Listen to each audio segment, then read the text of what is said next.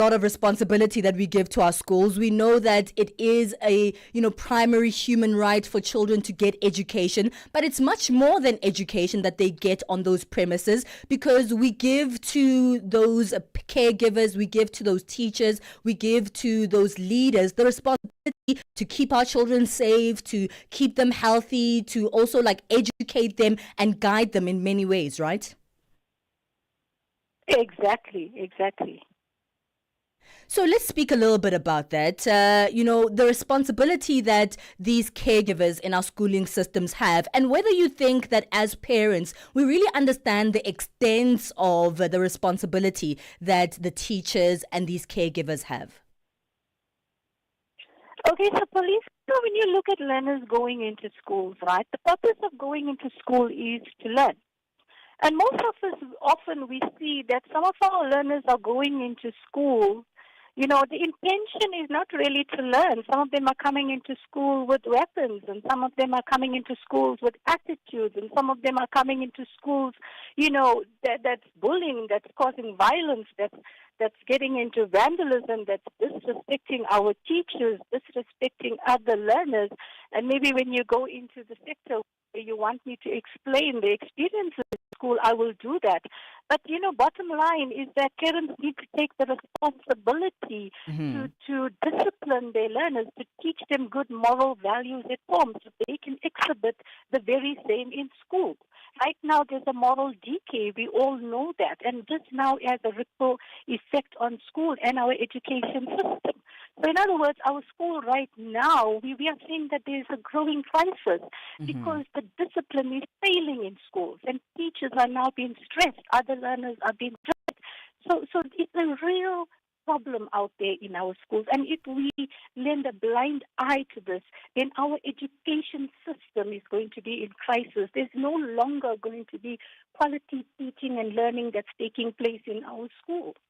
Dr. Julie, this is very interesting because we've seen the harrowing videos on social media where there's a situation where a child is screaming violently at a school teacher or maybe a principal of a school, or you see fights between children where teachers have to now kind of interject and stop that violent moment. And at times you see the children themselves hitting the children hitting the teacher, and the violence is very, very much even supported by the other children in the classroom most of the time. So it is violence that is in your face. Do we know why this is happening? Good morning, Benjamin. Yeah, certainly. There's many causes for this. As I mentioned, there's a moral decay, in our society. And unfortunately, our children are exposed to violence, domestic violence, crime. They most often they're coming from disadvantaged backgrounds with social ills. And they are also victims. If you look at the recent headlines that's on media, the trauma our children are going through. I mean, where have you ever heard of parents being involved in the murder of their own children? Where have you ever heard of parents trafficking their own children? And these are recent events that's on air. So, these children, most of them that actually perpetrate these kinds of behaviors in school, they are usually rejected children. Research has shown that they are unloved children. They are punished children. And how do they respond to this? They respond with anger. They respond with hate. They respond with disregard for others because they themselves don't feel loved. They themselves don't feel protected. And why is this? It's because, unfortunately, some of our parents are failing us. Yeah. They are failing the children, and we cannot have this. And because of this, these behaviors are brought into school. And if you look at theory, Benjamin, what is theory telling us? Behavior just doesn't happen. It is learned, and it's learned socially by observing it. And what happens to our children? Our children are innocent. They are witnessing these things. They are feeling these things. They are feeling the pain. And what are they doing? They come into schools and they release this pain. Okay? That is the only place that they have where they feel they can do this. Children who are abused at home, They cannot now go and abuse the parent or whoever the abuser is, because they're so much more dominating and stronger than them. What do? They come into the school space and they look for those learners that are less vulnerable, and they bully them. They interrogate them. They intimidate them. Why? Because they feel power. They feel now a sense of, I am worth something. My self-worth is now turning into something worthwhile. Unfortunately, this is the situation. But what we are saying is behavior is learned. And if behavior is learned, it can be unlearned and relearned. Okay? So what we need to do as a school, as a society, as the education department, we need to work together to transform positive learner behavior in our school. We need to correct this, Benjamin. We cannot allow it. We cannot. Well, Dr. Nunan, we need to take a short break. Stay on the line with us. I think it is quite interesting. And evidently there's a lot of nuances and layers to these children's behavior. But many times it feels like the teachers' hands are tied as well by the laws that are in place that, teachers now who unfortunately have to defend themselves but cannot against aggression and sometimes violence against them when they go to their workplace, being the school environment. So we'll speak a little bit more about those lived experiences by the teachers and the leaders and the caregivers within these systems, what they can or can't do, and how this exacerbates the situation and the challenges that they find themselves in, and of course the solutions going forward. We'll continue speaking to Dr. Julie Nunan after this break. The Midnight Snack, 12 to 3 a.m. Young couples or young people that are getting married, we often hear of divorces, that they're getting divorced, and it's quite worrying because when we attend these weddings, we want to see these people flourish and celebrate 30-year anniversaries. What do you think is the main challenge that is facing newlyweds? We say that, tell me how you were raised and I'll tell you how you love. So when we see people getting married, that's not where the relationship actually starts. The relationship starts with how you were raised, what you were familiar with, because we are attracted to what we are familiar with. If you don't have a background where love was prominent, where love was authentic, it's going to be very difficult for you to manufacture that in later life. So our upbringing has something to do with it. The Midnight Snack, every Monday, 12 to 3 a.m. with Chanduko Ligege. Get set and be ready to go. On the move with Palesa and Benjamin Moshatama.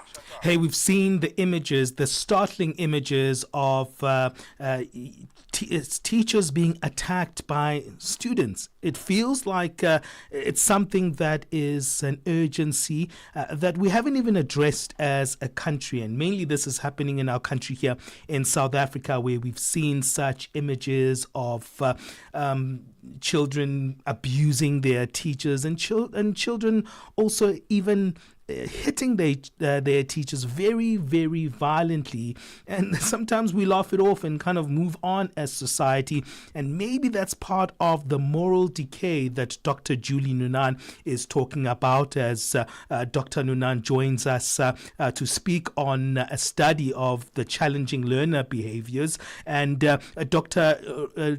Nunan is a senior lecturer in the Department of Early Childhood Education and Development at the University of South Africa, also known as UNISA.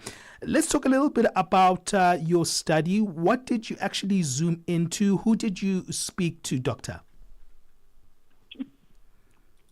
Okay, Benjamin, thank you. The study interviewed actually 21 participants, and the participants included teachers, governors, and caretakers. Okay. So I wanted to find out their lived experiences, and not just from the teachers, but members of the school governing body, as well as our caretakers. Often we forget about the very caretakers in school. They actually take care of the school, and often they also take care of the learners in school. So some of the findings were around when it came to bullying. Right? You would find our learners were stealing. They were stealing from other learners. They were stealing from classrooms. They were stealing from teachers. They were stealing from officers. All right? And then they would actually lie. When they were caught out, they would lie. They will threaten others, blame others. They must take the blame for them. They were intimidating other learners. They were intimidating teachers, threatening teachers. They were humiliating other learners. All right, they would actually exploit other learners' privacy.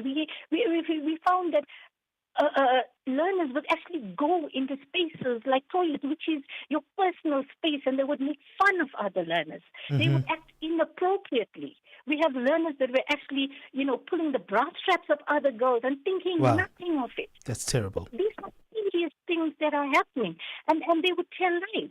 You cannot do that. They were violating, the rights of our learners. When it came to violence, I found that physical fighting was on a high level, and learners will fight until they saw blood. They will fight in the classroom.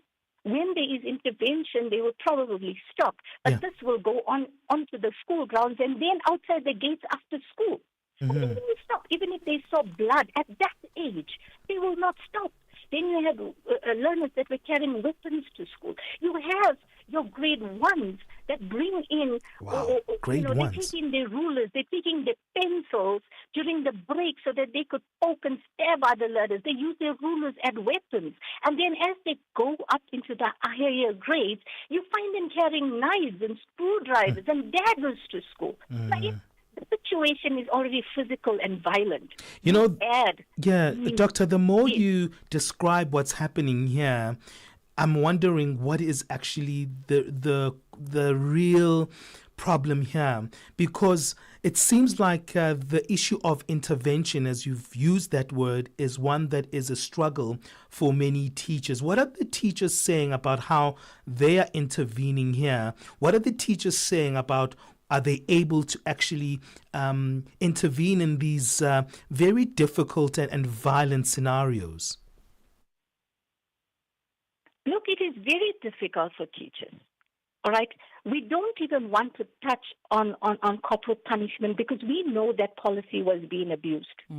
But I can tell you that the alternatives to managing behavior in schools is simply not working. It is not effective, and teachers' hands are tied. You try disciplining a learner, right? You have to use very positive discipline on learners. In other words, you have to engage in counseling. You have to engage in transformation programs. But how many of these are actually, alive in our schools? Let me use the word alive in our schools. Social workers are missing. Counselors are missing. They are no longer in our schools. Then now we are relying on the system of the school-based support team, the district-based support team. Yes, they are there. The CS policy is there. But Benjamin, how active is this policy? When you need help and you need it now, you have to go through so many channels in order to seek help. And remember, we are dealing with the marginalized. We are dealing with the disadvantaged. These parents don't have the means to now take their child to a psychologist. And then we are now depending on the department, and most times they are overloaded because they are servicing so many schools. So that help is not coming. Sometimes it's not coming at all, and not even nearly quick enough. And teachers can't even scold a learner. You scold a learner, they said. Yeah. Especially with the foundation phase, if you look at it, schools finish early. By the time the school closes, the parent is sometimes in school to scold the teacher. The parent will come and defend the wrongdoing of their learner. How do we move forward if these are some of the attitudes that they have? If a teacher had to, maybe let me use the word strike for the lack of a better word. If you had to probably just, tap a child or do anything, then you are involved in corporal punishment. That's the main issue, isn't it? Because corporal punishment is an issue that's been removed from our learning system. So corporal punishment is a big no-no. So the interventions are very much limited. But to say corporal punishment is a way to go as well is also controversial, isn't it, Doctor? Exactly. You can't go there. That is why we need to look at positive ways of disciplining our learners. But, Benjamin, our children need to be taught. What we need in school is to bring back the good old values. And I'm stressing good old values because they are no longer there. Okay, they are so rare. The kindness, politeness, patience, respect, common courtesy, responsibility. Yeah. We need to bring this teaching. In other words, moral education needs to come back to school. Children need to know it's not okay to threaten others. It's not okay to steal and bully others. It's not okay to violate the privacy of other learners. It's not okay to disrespect. It's not okay to act violently and vandalize property in school. It's not okay to aggress, against others. And it's just not okay. It's not That is okay, what we Doctor. need. And I can not hear okay. your frustration in this one. And I'm also just frustrated listening to some of the More occurrences your that compassion. happen there. Yes, for what's happening. Yeah, we've run out of time, unfortunately, Doctor. Where can we actually access this report? Where can we go to find out more? Because it is a concerning one.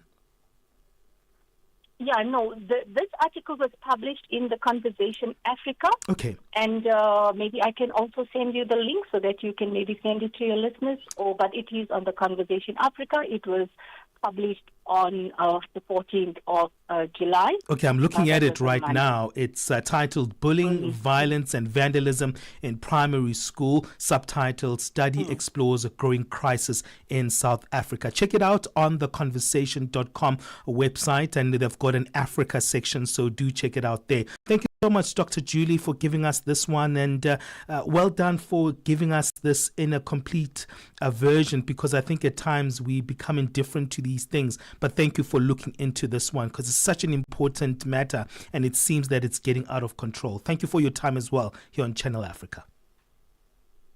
Thank you so much. Sports on Channel Africa. The African perspective. And a very good morning from the sports desk. I am Musibudi Makura with sports news at the South. So Zambia's women's national football team, the Copper Queens, have shifted base to Casablanca in readiness for Friday's quarter-final clash against Nigeria. The Copper Queens left Rabat on Wednesday for Casablanca as they continue their preparations to face off now with the Super Falcons in the quarter-finals, with a place in the semi-finals up for grabs in the ongoing Women's Africa Cup of Nations tournament in Morocco. Now, Zambia finished second in Group A on 7 points, trailing Morocco on goal difference, thereby setting up an exciting epic encounter with Nigeria, who top Group B. The game between the Copper Queens as well as the Super Falcons will be played at the Labri Zawule Stadium in Casablanca at 6 p.m. Central African time. Well, South Africa's Minister of Sports, Arts and Culture, Gayton McKenzie, says there's been a lot of progress in the push for the introduction of the video assistant referee in the country, and also revealed there will be more developments this week. Responding to questions during a media briefing after their budget speech in Parliament this week, McKenzie says together with the South African Football Association, they will this week go through the companies that have sent in their bids to run VAR and come up with the successful bid. The department has previously shared that they will be contributing about $5 million towards the introduction of VAR. VAR's got different facets to it and different tasks. My task was to make money available. FIFA requires it to happen through SAFA. We are sitting with SAFA this week to now finalize the bids that are in, and then putting in the company that's won to do VAR. I've done my bid. SAFA is now doing the bid. So I've got no doubt that VAR will be with us. Further field now, England as well as Real Madrid midfielder Jude Bellingham has undergone a successful surgery for a long-standing shoulder issue. The 22-year-old is expected to miss whole of Real's pre-season and at least the first 6 weeks of the campaign, which would include England's World Cup qualifiers against Andorra as well as Serbia in September. Bellingham has struggled with the problem since 2023 when he dislocated his shoulder in a game against Rayo Vallecano. Real said he will now undergo a period of rehabilitation before returning to training. The Spanish club under the new manager Xabi Alonso start their La Liga season at home to Osasuna on the 19th of next month. Bellingham has worn strapping on his shoulder but told reporters in June that he was tired of playing with a sling. Real, by the way, scheduled an surgery for him just after the FIFA Club World Cup in the USA, where they were beaten by Paris Saint-Germain in the semi-finals. On to some tennis news now. The world number one Aryna Sabalenka has withdrawn from the WTA Canadian Open tournament in Montreal due to fatigue, with Tennis Canada having confirmed the news on Wednesday. The 27-year-old from Belarus, runner-up at the Australian Open as well as the French Opens, comes off semi-final runs at Wimbledon as well as Berlin and titles at Madrid as well as Miami.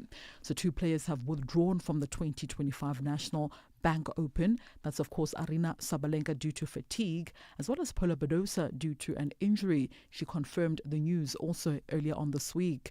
Now following these changes, Katie McNally as well as Muyaka Uchema have now entered the main draw.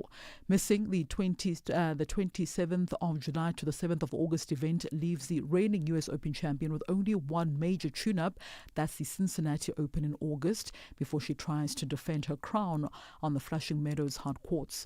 Sabalenka, by the way, was upset in the Wimbledon semi-finals by American Amanda Anisimova.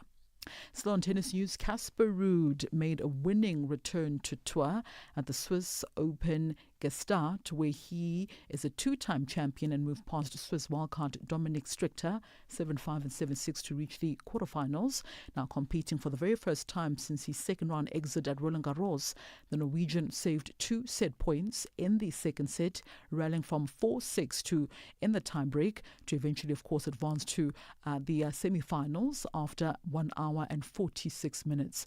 The top seed Ruud has fond memories of the ATP 250 clay court event, where he lifted the trophy back in 2021 as well as 2022. The number 13 player in the ATP rankings holds a perfect 9-0 record at the event and will next meet Juan Manuel Cerundolo or David Goffin in the next round. And that's a wrap from the sports desk at the Sawa. For any sports stories you'd like to share with us, send us an email to newsroom@channelafrica.co.za or give us a call on +27 11714 4459. For Channel Africa Sport, I am Musibudi Makura. Sports on Channel Africa. The African Perspective. Africa in Song with Chanduko Ligege. So when you think of African music, you think of Kwasa Kwasa, high life music from West Africa, Afrobeat from West Africa, of gospel music or faith music or spiritual music. But when we think of reggae music, we go to the Caribbean, and if it's Africa, we only think about Lucky Dube. Well, I'm here to introduce you to some reggae music from Africa. Salif Keita with Dakan Faye from Mali. And I must say, this one was a real shock for me because I never had imagined Salif Keita on a reggae beat. But listening to him, it just proved to me how versatile he is as an artist, because you'd be expecting him to be on that vibe of West Africa, of ballads. But he really proved that he is very versatile, and I was pleasantly surprised. Africa in Song with Chanduko Ligege. Get the news, music, and lifestyle of Africa on Channel Africa, the African Perspective. Thank you so much, Musibudi, for that sports update. Let's continue with our latest business news. Buntle Headbush is standing by. Business news on Channel Africa, the African Perspective. Thanks, Palesa, and a very good morning to our listeners. In our top business story at this hour, South African Reserve Bank Governor Lesitho Kganyago says an African agenda, including climate change and cross-border payment systems, will still be discussed by G20 finance chiefs. This is amid fears that tariffs will overshadow the gathering, and despite the continued absence of U.S. Treasury Secretary Scott Bessent from the G20 finance meetings, Kganyago emphasized the push for a coordinated African payment system to facilitate trade across the continent, a move that could face scrutiny from U.S. President Donald Trump. He says African central banks have decided to enable the movement of payments across borders, not to bypass anybody, but rather to facilitate trade on the continent. Germany has announced an $11.5 million contribution to the World Bank Trust Fund this year at the G20 Finance Ministers meeting taking place in Durban, South Africa. German Finance Minister Klingbeil says this will be done with the support of the Compact with Africa, an initiative to promote investment in the continent. The announcement comes amid economic challenges for African economies. We thus want to encourage our international partners, especially the World Bank and the IMF, to further deepen their already successful contributions to the Compact. This is not only a strategic investment, it is also one that can boost the growth, create business opportunities and reduce pressure on public budgets in important member states. To help these partners with the support of the Compact with Africa, Germany will provide an initial contribution of 10 million euros to the World Bank's Trust Fund this year. We are convinced that this is a worthwhile investment, and we will be very pleased to see other G20 members to join us.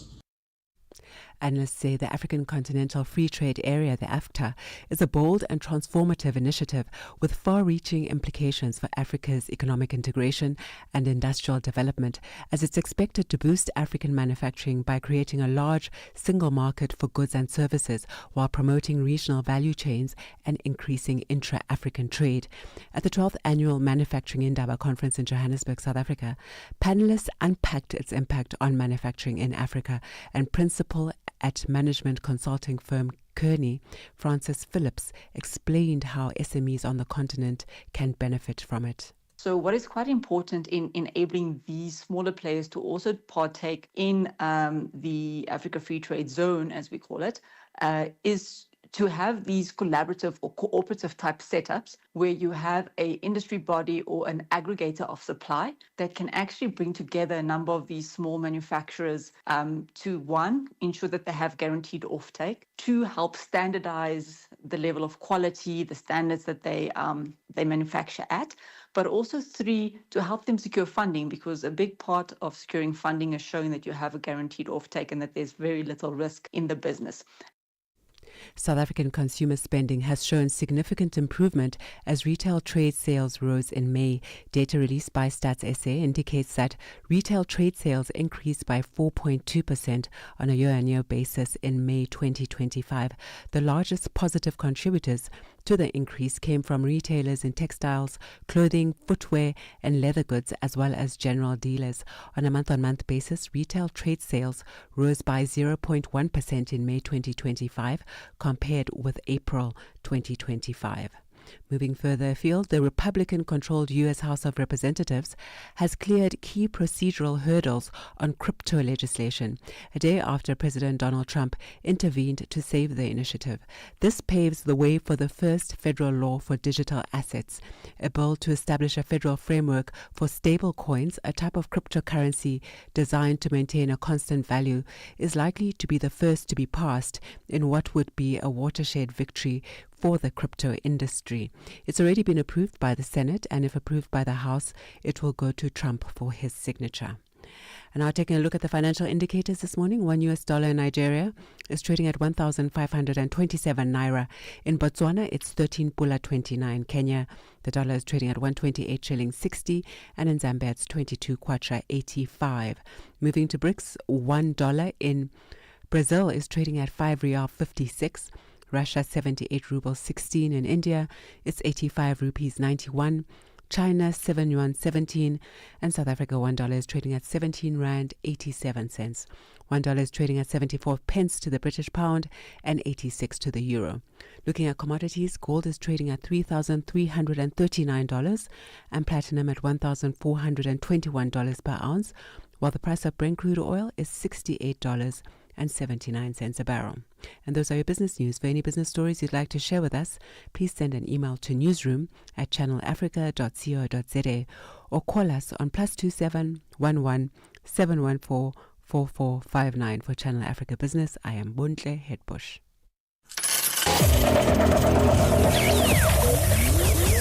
Business News on Channel Africa. The African Perspective. Ahoy, matey! Captain here to help, right, boys? Set sail with us on a digital voyage like no other. Channel Africa has a treasure trove of awesomeness. That is our website and social media pages. Tell me, why are you here? We want you to be part of our adventure. The winds are changing, Captain. And this time... Imagine a world where curiosity knows no bounds, where entertainment meets enlightenment, and where every click leads to the African perspective. Visit us on our website, www.channelafrica.co.za, or follow us on Instagram or on X at Channel Africa 1. Go on, like us on Facebook at Channel Africa 1.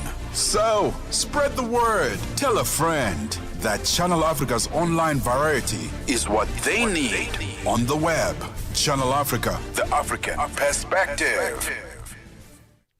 SABC Sport You Chasing the Sun, a powerful 5-part documentary series about the Springboks, telling the rousing tale of their path to redemption and ultimate World Cup glory in 2019. Starting 13 July at 7:30 p.m. on SABC2, tune in every Sunday for the highs, the heartache and the heroics that made rugby history. Stream each chapter on SABC Plus anytime, anywhere. No subscription needed. Don't miss Chasing the Sun, this Sunday at 7:30 p.m. on SABC2. Be there when history shines.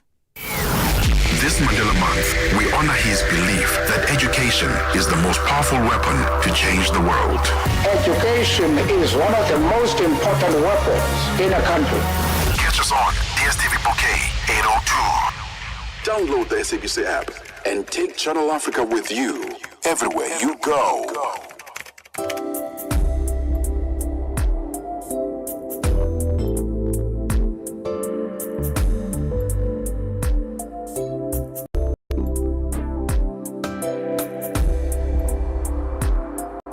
Advertisers, Channel Africa is more than just a platform. It's an opportunity. With 25 compelling shows covering current affairs, sports, business, music, and lifestyle, we deliver an engaging Pan-African audience ready to connect, invest, and act. Multi-award winning, internationally recognized, digitally accessible across the globe. When Africa speaks, the world listens, and Channel Africa makes sure of it. For business, for culture, for Africa, partner with Channel Africa, because Africa's voice is the future.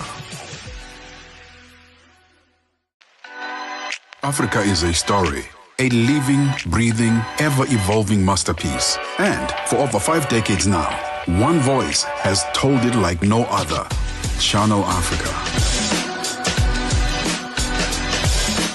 More than just a broadcaster, Channel Africa is the pulse of the continent, African-led, African-run, and deeply rooted in its heritage. It's the only international station that speaks to Africa in its own voices: English, Kiswahili, Chinyanja, French, and Portuguese. The languages that unite 1 billion people. We have been there through every shift, every milestone, and every triumph. Not just reporting history, but shaping the conversations that define Africa's future. For brands, media planning, and advertisers, Channel Africa is more than just a platform. It's an opportunity. With 25 compelling shows covering current affairs, sports, business, music, and lifestyle, we deliver an engaging Pan-African audience ready to connect, invest, and act. Multi-award winning, internationally recognized, digitally accessible across the globe.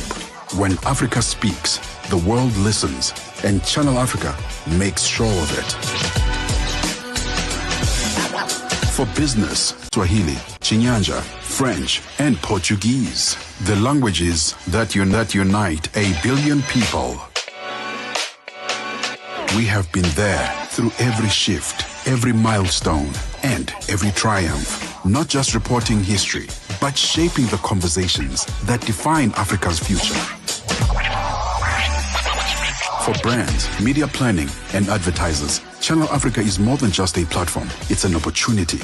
With 25 compelling shows covering current affairs, sports, business, music, and lifestyle, we deliver an engaging Pan-African audience ready to connect, invest, and act.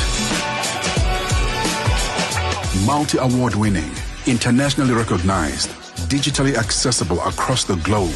When Africa speaks, the world listens, and Channel Africa makes sure of it. For business, for culture, for Africa, partner with Channel Africa because Africa's voice is the future. Somewhere in the 2000s.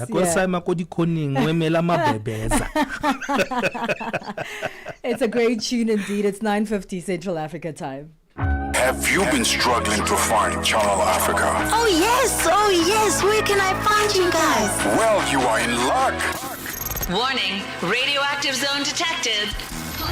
Listen to the African perspective on our brand new SABC Plus app. Download the fresh and easy to use app from sabcplus.com or the Google Play Store and the Apple App Store. Or just command your phone to find SABC Plus on your phone and check out all this good stuff. And that's where you will find Channel Africa, the African perspective. Oh yes, this is fresh and easy. Hello, Africa. We would love to hear your voice on our radio station. Be part of the fun and send a shout out or greeting message to your loved ones and your favorite Channel Africa presenters. Whether you're in Africa, the diaspora, or anywhere else around the globe, we want to hear your voice. Send your shout out message by sending an email to info@channelafrica.co.za or send them to our Facebook, Twitter, and Instagram pages. Help us diversify our sound with your voice. Channel Africa, the African perspective. Step into the heart of the day on the move with Palesa and Benjamin.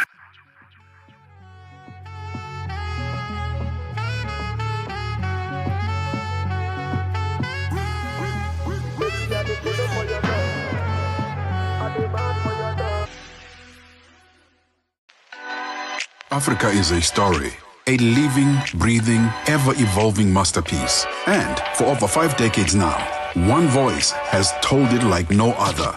Channel Africa.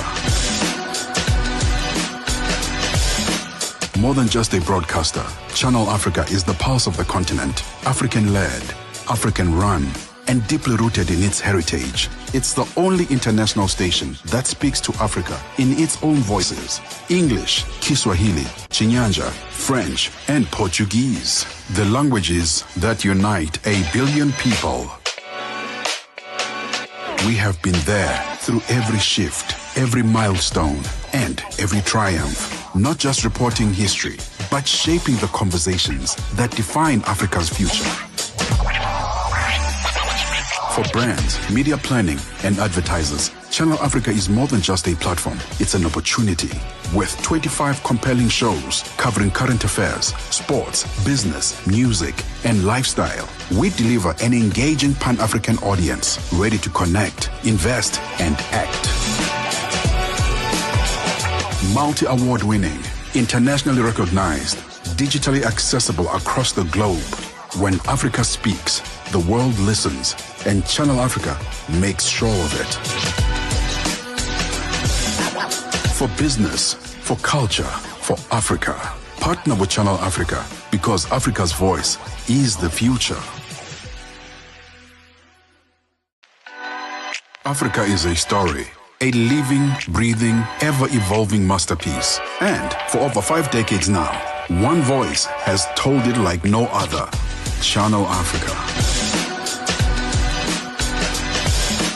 More than just a broadcaster, Channel Africa is the pulse of the continent, African-led, African-run, and deeply rooted in its heritage. It's the only international station that speaks to Africa in its own voices: English, Kiswahili, Chinyanja, French, and Portuguese. The languages that unite 1 billion people. We have been there through every shift, every milestone, and every triumph. Not just reporting history, but shaping the conversations that define Africa's future. For brands, media planning, and advertisers, Channel Africa is more than just a platform. It's an opportunity. With 25 compelling shows covering current affairs, sports, business, music, and lifestyle, we deliver an engaging Pan-African audience ready to connect, invest, and act. You know, this one is titled Kolo Kolo right here on Channel Africa, giving you the African perspective. Teachers have a tough job. I don't want to lie. I don't think I would ever want to be a teacher, especially within the schooling system. And I mean, I'm thinking back to some of my high school days as well. There were incidences where children were rude, were aggressive towards teachers. And even, you know, some really small incidents, not small, they're big incidents, but there were few and far between with huge violence against children and one another. And the teachers really don't have a leg to stand on when it comes to some of these incidents, because these days the teachers are scared themselves. The children are scary sometimes and they do scary things. I mean, violence is very scary, and if you're a teacher who has been being violated, who can't actually do something about it, it could escalate. And unfortunately, we've seen these videos circulate on social media. It seems like the children themselves don't even see much wrong about aggression towards the teachers, because you'll see them laughing, you'll see them sort of screaming around and sort of cheering on the aggressor in these particular incidents. Yeah, this is actually not about the children. We can make it about the children, how scary the children are and how violent they are. But really, it's about our society. Children are usually a reflection of our societies, and we are to blame ourselves, not the parents alone, but the entire society as a whole. We need to ask ourselves questions. What's going on in our societies that kids become so violent, right? And they're not becoming violent in a vacuum. They just don't enter a school premise and then they start being violent. Actually, they come from violent communities. That's so true. And even if we can we look at it like that, right? And it's important for us as a society to be accountable, because these are the children that we raise within our societies.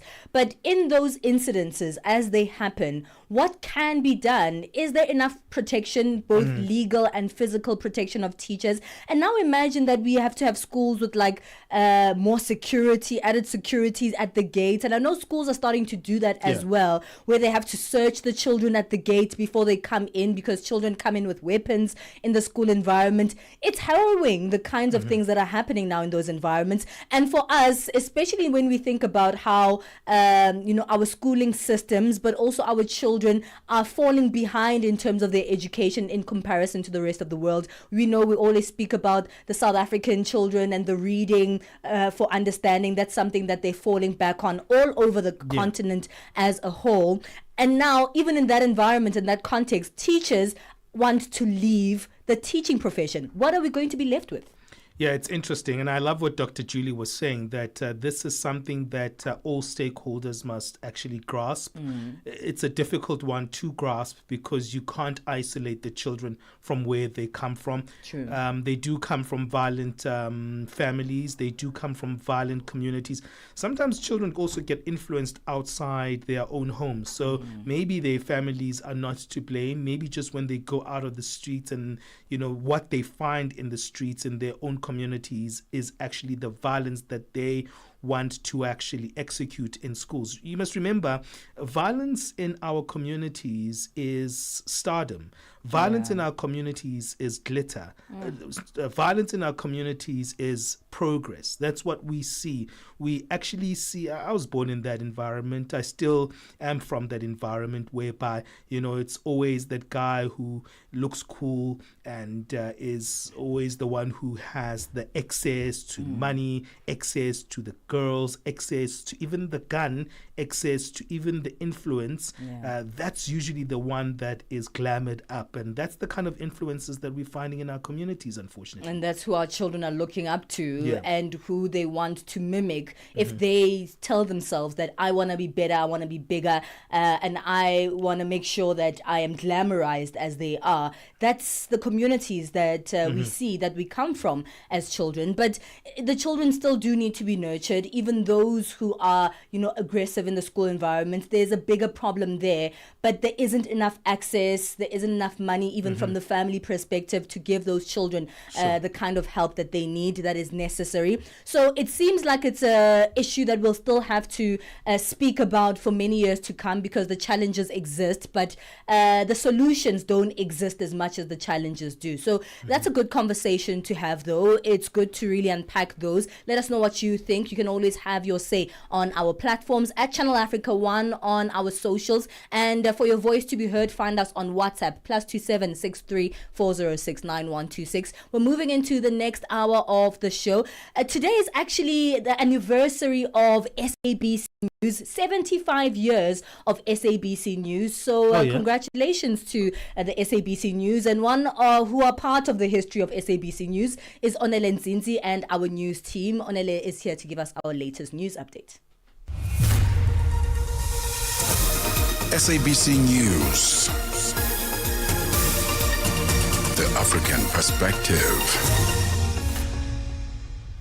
Thank you, Palesa. Looking at your top stories, Cameroon President Paul Biya reshuffles the country's military leadership, and UNMISS helping to strengthen the judicial system in South Sudan. Your latest news, greetings to our listeners. Cameroon President Paul Biya has reshuffled the country's military leadership. This is just days after announcing that he will run for an unprecedented 8th term. At 92, Biya is the world's oldest head of state and has ruled since 1982. The shake-up affects nearly all branches of the armed forces and includes the promotion of several key generals. Let's say the move could be aimed at consolidating power and securing loyalty from the military ahead of the October 12 presidential election. Mwaki Kinzeka reports. He is the one who appoints all of the ministers, and the ministers the majority of them belong to his party. So they obviously support him. But the political class has been raising eyebrows. He was complaining that why is this appointment coming now if it is not to consolidate Biya's grip on power? Some ministers who resigned to questioning the timeliness of the appointment. So it is something that when you look at it from the level of the party in power, the ministers that Biya has appointed, it will also consolidate their grip. Cameroonians have just allowed their faith. They say anything that happens, they should be able to live in peace because generally they think that the president does not want to leave power. They think that he wants to die in power. The founder of the Institute for Security Studies, Dr. Jackie Cilliers, has dismissed claims that South Africa faces a potential coup risk. This after the minister in the presidency for state security, Kumbuzo Nchabeni, on Tuesday revealed that the country's intelligence services had identified potential threats of a coup d'etat. Nchabeni, however, assured the nation that the situation is under control with ongoing monitoring and mitigation measures in place to protect the country. Cilliers has called the minister's remarks irresponsible and unfortunate. This is not good for South Africa, for investor confidence, for a government that is trying to rebuild confidence in the country and to attract foreign investment. So I just think that she eventually probably regretted her statement, because I just think it seemed to be so out of kilter and so inappropriate. But it certainly, I think, was ill-advised. And I just can't think that there's any real chance or threat of something like that. South Africa's President Cyril Ramaphosa says the government is implementing the recommendations of the Judicial Commission of Inquiry into state capture. The president was responding to accusations by some of the political parties in parliament that government has failed to implement the recommendations. He was speaking during the debate of the budget of the presidency. Ramaphosa says government has implemented major reforms, including creating new laws. There have been investigations, there have been arrests of those people who've been involved in corrupt activities. This is precisely what we want to see happening, that those who perpetrate acts of either misspending or mismanaging or even stealing money from our people, there should be follow-ups, there should be consequence management. That is the way in which consequences visit the wrong acts that people commit against our people. And therefore, it is a process that is now gathering momentum so that those who participate in acts like this should know that there's no place to hide. An initiative by the United Nations mission in South Sudan is helping to strengthen the judicial system in areas where formal justice has been absent for far too long. Lienholm is one of many locations across South Sudan where formal justice has been absent for long. Acting head of legal administration in the Warab states, Mark Uchen, explains. Lack of judges also is a problem. Now in across Gorial, Warab state, there are two counties that are no judge. One is Gorial East, we are in now. Another one is Tony East. There are no judge. And there are no prosecutor. Because of lack of judges and lack of prosecutor, lack of accommodation, there are no office. There are not office, there is no building, there are no all this. So a lot of challenges we can face it in the area of the prosecutors. Lastly, the former Botswana president, Seretse Ian Khama, has voiced deep concern over the steady decline of democracy across Africa. He is especially troubled by leaders who cling to power, saying many behave as if they are God's gift to their citizens. He shared these views in a candid conversation with Channel Africa's Peter Ndoro. People of Africa are going to be held back by this cabal of leaders who think that they should be there forever. And, recently I heard that the president of Cameroon, who's in his 90s, wants to stand for an 8th term. How ridiculous is that? And what a laughingstock it makes us in front of the world community. It's just pathetic. You can catch the full interview of the former Botswana president, Seretse Ian Khama, with Peter Ndoro on this week's podcast, Channel Africa Conversations on YouTube. Now, recapping on your top stories, Cameroon's President Paul Biya has reshuffled the country's military leadership. This just days after announcing that he will run for an unprecedented 8th term. Channel Africa News, I am Onele Ntsinzi. SABC News. The African Perspective.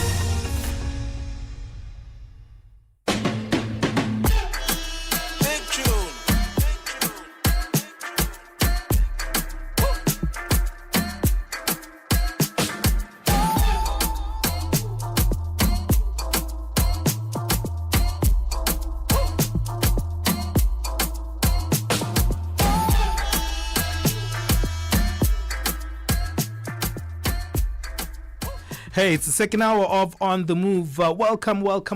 You are invited on all our platforms. Remember, if you were like, guys, you know what? Today I couldn't actually listen because I didn't have access to my internet, or I didn't have access to DSTV or OpenView. What do I do? Hey, download the SABC Plus app. It's so easy. You'll have it on your phone, and then you can put on your earphones, and while you're on the road or wherever you are at the gym, you can be still listening to Channel Africa. It's simple. Just go on your app store and download the SABC Plus app. We're going to our Becoming feature, and that's the thing about this feature. It's wonderful because you cannot stay in one place. Most of the time life is repetitious. We do the same things over and over and over again, and life can feel a little bit rusty, maybe mundane. Maybe you feel like, no man, I'm getting a bit rusty here, man. I need something to actually lift myself up. Yeah, that happens to many of us. But you know what? That does not have to be determined by the circumstances that you're in. It doesn't have to be determined by the environment that you in. And sometimes people are defined by what they do. I always have to remind myself, I am not what I do. I am who I am. And sometimes you have to rethink about these things of this particular world. And this is related to what we're talking about today now, Becoming. How do you keep going when you feel worn out? When you feel like, there's personal pressures, there's a lot of burnout that is creeping up. I know we right in the middle of the year, so that could be happening to many of us. How do you explore finding ways in which you can keep going even beyond those barriers? But sometimes keep going is not just pushing through the pain, pushing through the hardship, but sometimes it's about resting. Sometimes it's about doing a little bit of self-introspection.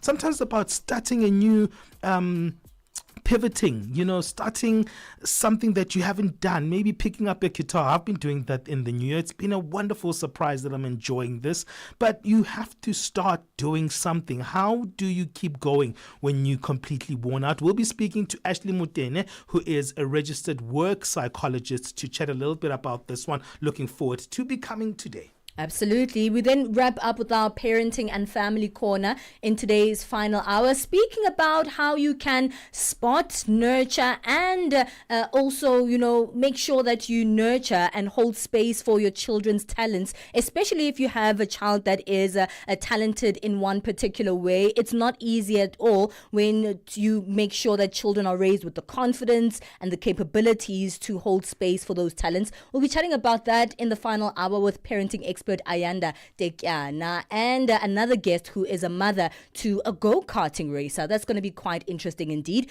At Channel Africa 1, let's keep the conversations going. We are streaming live on our Facebook. We're streaming live on our YouTube. So you get to see what we're up to here in our Channel Africa studios. And of course, comment on the conversations of the day. Ask the questions that you need to the guests that we have here. But also just say hello and let us know where you are tuned in from.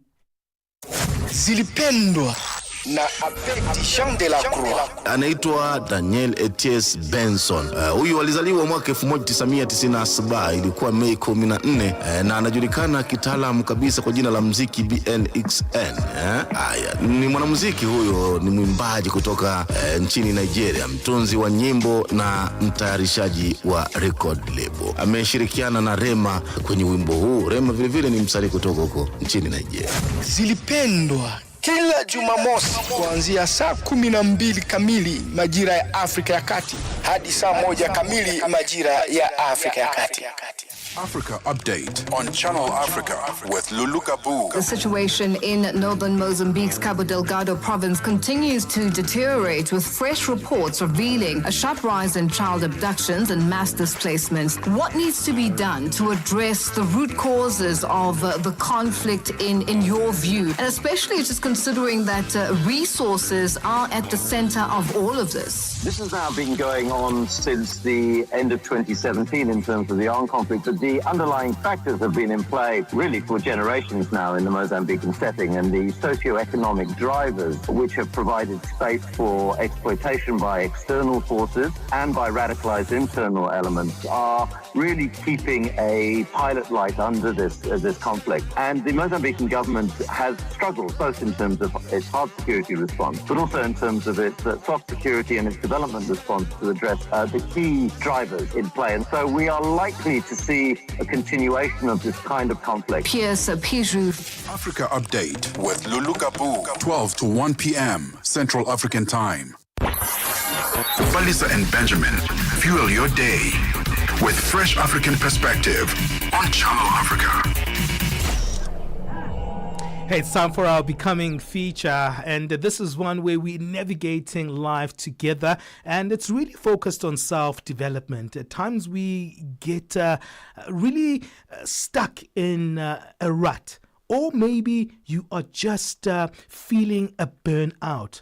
Many times we feel the pressure from the environments around us, from the people in our lives, and we can feel worn out because of that. Maybe you're navigating work, family, personal pressures, and you're feeling like, you know what, I'm going to give up right now. This is the only option I have. I'm tired of pushing through these moments of exhaustion. I'm feeling like I'm losing myself. How do you get out of that rut? We're speaking to Ashley Mutene, who is a registered work psychologist. Ashley, welcome on the show. Dumela, thank you very much for having me. Dumela. You know, most of the time we weigh ourselves down, and we weigh ourselves down for things that are natural, like burnout, like tiredness, like feeling personal pressure.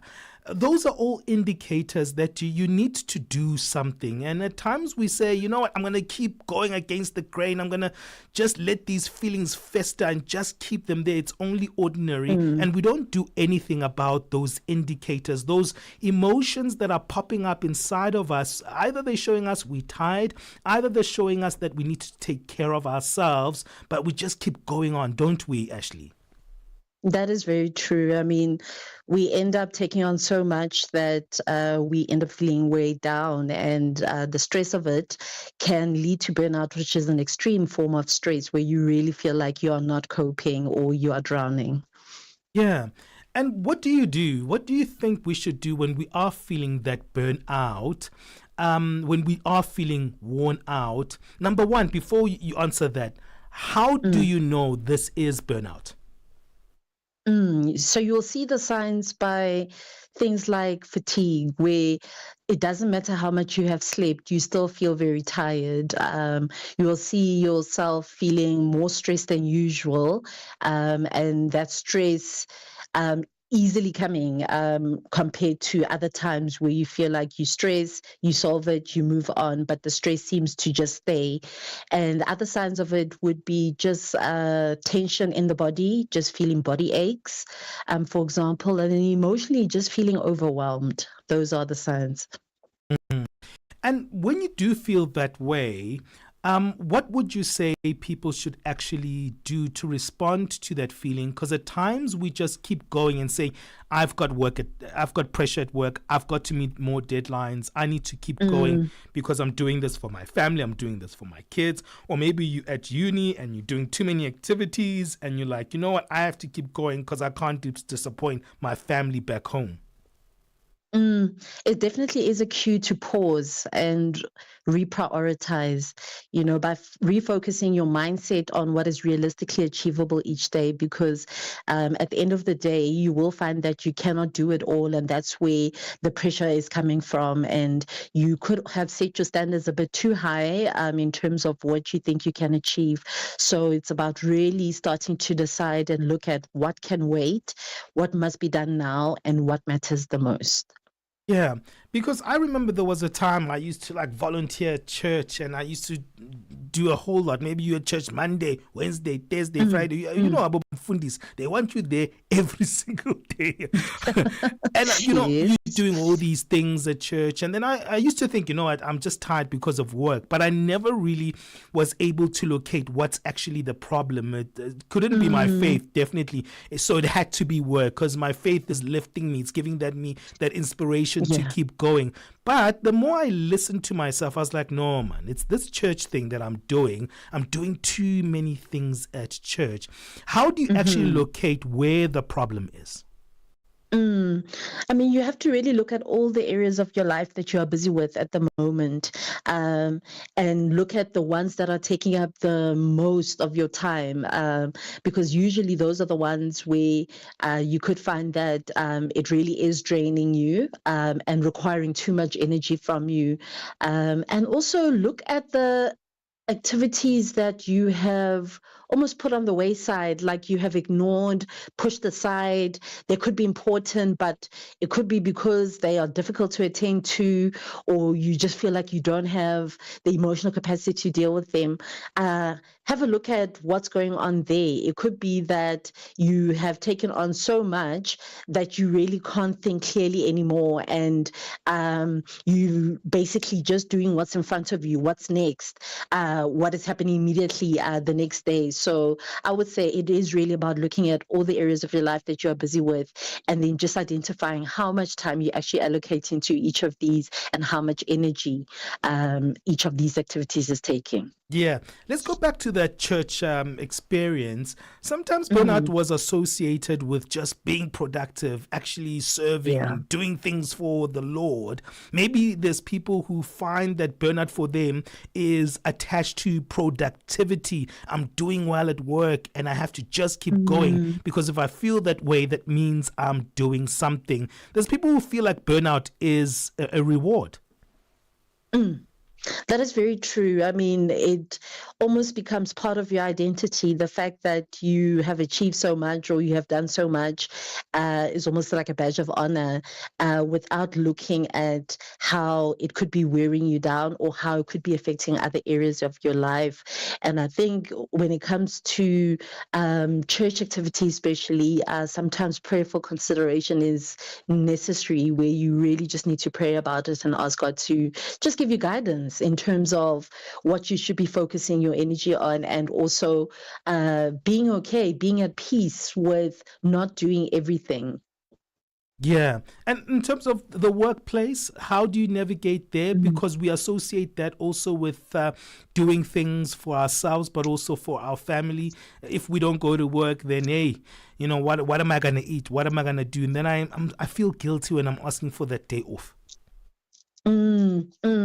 I think one of the things that I've realized over the years is that people really struggle to take mental health day offs. And this is, you know, something that is just so necessary, just a well-being day where you're not taking leave because you need to attend to something, you need to run errands, but just simply to rest. So I think it's really applying for that leave and spacing it out. A lot of the time, you know, we let the leave accumulate because it seems like you're so needed at work, or it seems like, well, it isn't either school holidays or it isn't really feeling like a convenient time to take time off, but it could be every few months that you take a day or two off, and this is just dedicated to resting and doing other activities that you find relaxing. This is so helpful. And what do we do during that pause, especially when we feel like, you know what, I need to take this rest?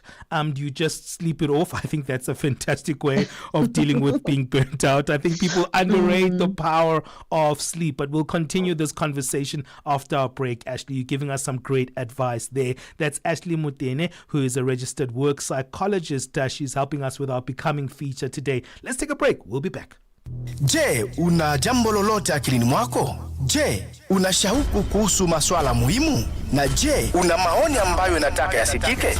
Kweli, hili jukwaa ni la kwako. Piga simu au tuandikie kwenda WhatsApp namba alama ya kujumulisha 2760552594 na tutakupigia simu. Mtangazaji wa habari zetu za Afrika Kusini mjini Johannesburg. Hivyo unaweza kuwa mshirika kwenye matangazo yetu. Sio mazungumzo tu, ni fursa yako ya kuchangia maoni yako na kushirikiana na jumuiya ya wasikilizaji wanaotamani mtazamo wako. Tufuate kwenye mitandao ya kijamii. Tembelea tovuti yetu www.channelafrica.co.za na uwe tayari kushiriki na kuchangia maoni yako kwenye Channel Africa. Channel Africa, mtazamo wa Kiafrika.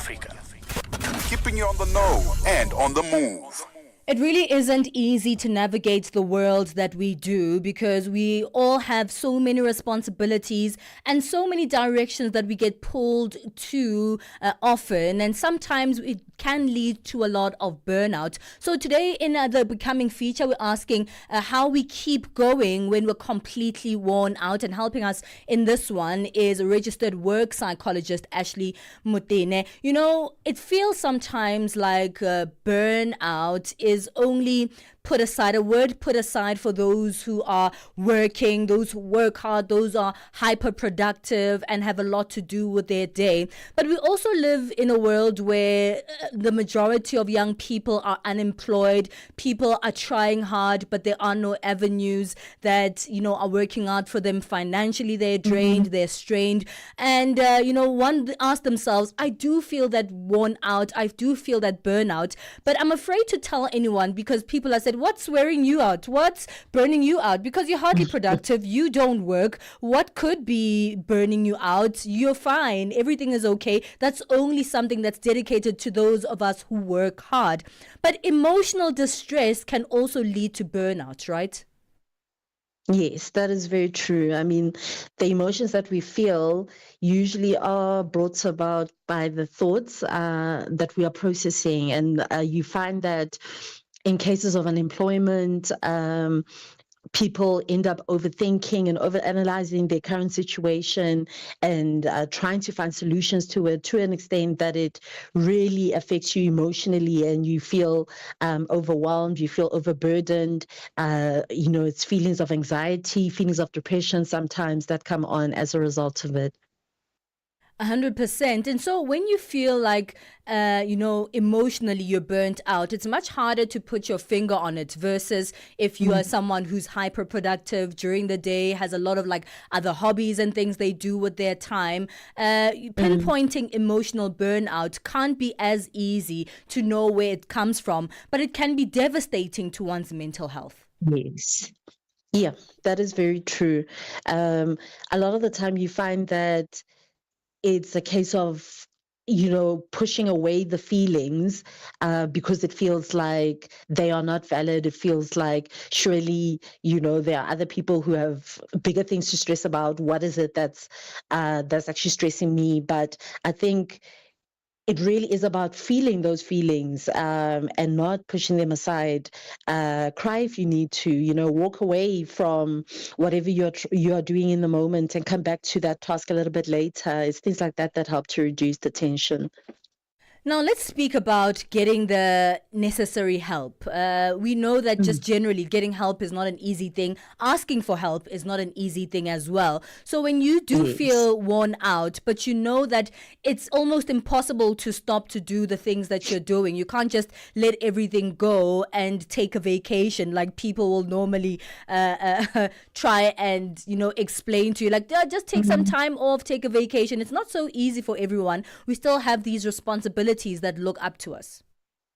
That is true. I mean, one of the things that helps here is grounding yourself almost on a daily basis, setting aside time to attend to either your thoughts and worries or to your feelings. And I mean, one of the ways to start with that would be, for example, to ground your senses. Identify 5 things that you can see, 4 things that you can touch, 3 things that you can hear, 2 things that you can smell, and 1 thing that you can taste, just as a start, just so that you can slow down your thinking and actually attend to your emotions. And I mean, talking to a friend is a starting point. Not everyone is as comfortable about the whole idea of seeking out a therapist or a counselor to speak to, but start with talking to a friend and opening up and making it clear that it's not advice that you are needing, just a listening ear for now. And then as time goes, really do consider going for counseling. I mean, counseling sessions really help to explore where those feelings are coming from, what's happening in your thought life, and how it's affecting your behavior. And, you get tools and ways of really approaching your current situation differently and looking at things a little bit differently. But I know it takes a lot and not everyone can afford it as well. So seeking out free counseling is what I would advise starting out with. I'm glad you mentioned a friend, and I want to look at the importance of reaching out to your immediate community when you start feeling this way, because sometimes it is just a listening ear, a shoulder to cry on, maybe having, a sister or a mother or even a friend take your children for, even if it's just a day or a couple of hours where you get to time to center yourself, finding out if your partner can hold some kind of space for you. It's not always easy to reach out to people, but why is it so important to try and reach out to your community for assistance when you feel we're worn out? We are relational beings at the end of the day, and we cannot operate in isolation before our own thoughts get the better of us. And I mean, opening up to others really invites the kind of compassion and care that we are struggling to give to ourselves in the moment. And more importantly, opening up to others also helps them to see where you are burdened and see where they could possibly help. Because if it is not expressed or said, then no one actually knows that you're going through all of this or how badly you're actually struggling. That is so true, because, if you don't tell anyone, you can sit in your mind and say, I don't have anyone supporting me. But then you reflect and say, did I actually ask anyone to support me? Did I share the information with anyone that I am in need of support? So sometimes just speaking out loud and expressing to those that love you that you may need that support is highly, highly important. Well, as you're getting this assistance and you're trying to work through your burnout, work through this, burning out that you're having, the things that you still need to take care of, as I said earlier, are there. How do you balance that? How do you balance holding space for yourself and working through the burnout while continuing to serve the functions that are necessary in your life? I think firstly, it would be a case of really writing down all the tasks and worries, plans, ideas that you have, and things that you are planning to attend to, and then only identifying 3 priorities that you can attend to in a day, because that is realistic, that is what is doable, and being okay with things carrying over to the next day if that is necessary, without letting that stress you. So I think it really does depend on the relationships in your life that you need to prioritize, the tasks in your life that you need to prioritize, as well as the decisions that you need to make. Because sometimes stress comes from postponing decisions as well. Ashley, is it sometimes necessary to shut down completely, even if it's just for a day?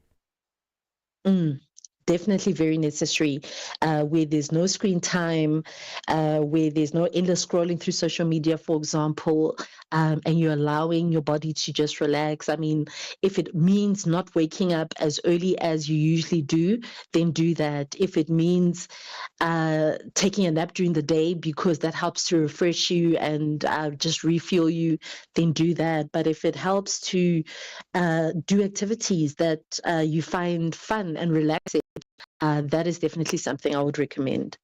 Well, we'll have to leave it there. I think this is all great advice that you've given us today. And I'm sure a lot of people listening to this feel that burnout in them, but aren't able to sort of handle it directly. Also because there's a lot of shame that's associated with burning out. Let us know where we can find you, where we can contact you, Ashley. I am available on LinkedIn, so it would be Ashley_Mpumutene. I'm also available on TikTok as Ash_work psychologist. Thank you. That is registered work psychologist Ashley Mutene, speaking to us about how we can keep going when we feel completely worn out. It's 10:30 Central Africa time. Musibudi Makura is back with our latest sports news. Sports on Channel Africa. The African Perspective. Thank you, Palesa. Very good morning once again from the sports desk. We'll start with cricket news. So Proteas batting consultant Ashford Prince has blamed the early wickets for their 21-run loss to New Zealand, their second match of the T20 Tri-Series in Harare yesterday.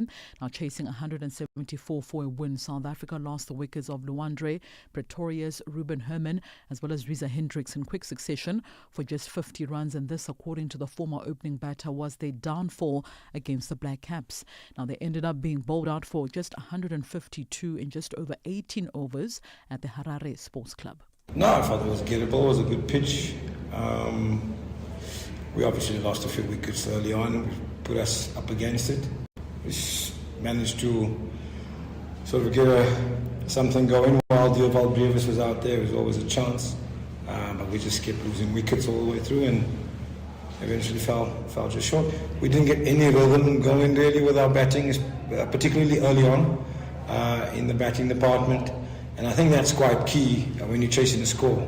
Just getting some sort of rhythm going in the batting lineup, get a partnership early on. And obviously, if you don't do that, you're kind of behind the 8 ball and you're always trying to catch up. On to football news now. Zambia's women's national soccer team, the Copper Queens, have shifted base from Rabat to Casablanca in their readiness for Friday's quarter-final clash against Nigeria. The Copper Queens left Rabat on Wednesday for Casablanca as they prepare to face off with the Super Falcons of Nigeria in the first quarter-final of the ongoing Women's Africa Cup of Nations tournament in Morocco. Zambia finished second in Group A on 7 points, trailing Morocco on goal difference, thereby setting up an exciting encounter with the most successful team in the history of the Women's Africa Cup of Nations tournament, Nigeria, who topped Group B. So that game between the Copper Queens as well as the Super Falcons will be played at the Labri Zaule Stadium in Casablanca. Kickoff is at 6 p.m. Central African time. Further field now, England as well as Real Madrid midfielder Jude Bellingham has undergone successful surgery for a long-standing shoulder issue. The 22-year-old is expected to miss the whole of Real's pre-season and at least the first 6 weeks of the campaign, which would include England's World Cup qualifiers against Andorra and Serbia in September. Bellingham has struggled with the problem since 2023 when he dislocated his shoulder in a game against Rayo Vallecano. Now, Real said that he will now undergo a period of rehabilitation before officially returning to training. The Spanish club, under the new head coach Xavi Alonso, start their La Liga season at home to Osasuna on the 19th of August. Bellingham has worn strapping on his shoulder, but told reporters in June that he was tired of playing with a sling. Real Madrid are scheduled then a surgery for him just after the FIFA Club World Cup in the USA, where they were beaten in the semi-finals by Paris Saint-Germain. Back home now, South Africa's Minister of Sports, Arts and Culture, Gayton McKenzie, says there's been a lot of progress in the push for the introduction of the video assistant referee in the country, and also revealed there have been more developments and they will get to announce those developments this week. Now, responding to questions during the media briefing just after his budget vote speech in Parliament this week, McKenzie says together with the South African Football Association, they will this week then reveal the companies that have bidded to run VAR and then come up with a successful bid. The department has previously shared that they will be contributing $5 million towards the VAR introduction in the country. VAR's got different facets to it and different tasks. My task was to make money available. FIFA requires it to happen through SAFA. We are sitting with SAFA this week to now finalize the bids that are in and then putting in the company that's won to do VAR. I've done my bid. SAFA is now doing the bid. So I've got no doubt that VAR will be with us. It was also revealed that the department has got a budget of about $362 million for the 2025-2026 financial year, with about 70 million of that funding allocated to the recreation development as well as sports program. McKenzie also revealing there has been progress in the bid to return Formula One to South Africa. Formula One has different processes in order to host a Formula One. I'll say there's 10 processes for the sake of explaining this better. We are at process 6. We have now put in our bid. They know about us. They now saying we've got a track. They are saying that we are the bid committee. The FIA has said we are ready with your track. We are giving you the green light. The FIA is the FIFA of motorsport. We're giving you the green light. We are now meeting them in 2 weeks, where we will then sit down and see a very important meeting. What is it they would want to see us do before they give us the green light? It's 10:35 a.m. Central African Time for Channel Africa Sport. I am Musibudi Makure. Sports on Channel Africa. The African perspective. Have you been struggling to find Channel Africa? Oh yes, where can I find you guys? Well, you are in luck. Warning, radioactive zone detected. Listen to the African perspective on our brand new SABC Plus app. Download the fresh and easy to use app from sabcplus.com or the Google Play Store and the Apple App Store. Or just command your phone to find SABC Plus on your phone and check out all this good stuff. And that's where you will find Channel Africa, the African perspective. Oh yes, this is fresh and easy. Tune in and turn up the volume. This is Channel Africa. Our news team continues to keep us up to date with the latest of the news on the continent and the world over. Let's bring in Buntle Hetbush for the latest business news. Business news on Channel Africa. The African perspective. Thanks, Palesa. Good morning. Our top story at this hour, South African Reserve Bank Governor Lesitsha Kganyago says an African agenda, including climate change and cross-border payment systems, will still be discussed by G20 finance chiefs. This is amid fears that tariffs will overshadow the gathering, and despite the continued absence of U.S. Treasury Secretary Scott Bessent from the G20 finance meetings. Kganyago emphasized the push for a coordinated African payment system to facilitate trade across the continent, a move that could face scrutiny from U.S. President Donald Trump. He says African central banks have decided to enable the movement of payments across borders, not to bypass anybody, but rather to facilitate trade on the continent. Germany has announced an $11.5 million contribution to the World Bank Trust Fund this year at the G20 Finance Ministers meeting taking place in Durban, South Africa. German Finance Minister Lars Klingbeil says this will be done with the support of the Compact with Africa, an initiative to promote investment on the continent. The announcement comes as African economies face a myriad of challenges. We thus want to encourage our international partners, especially the World Bank and the IMF, to further deepen their already successful contributions to the Compact.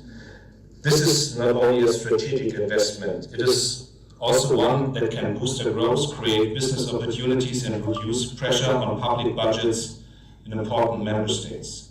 To help these partners with the support of the Compact with Africa, Germany will provide an initial contribution of 10 million euros to the World Bank's Trust Fund this year.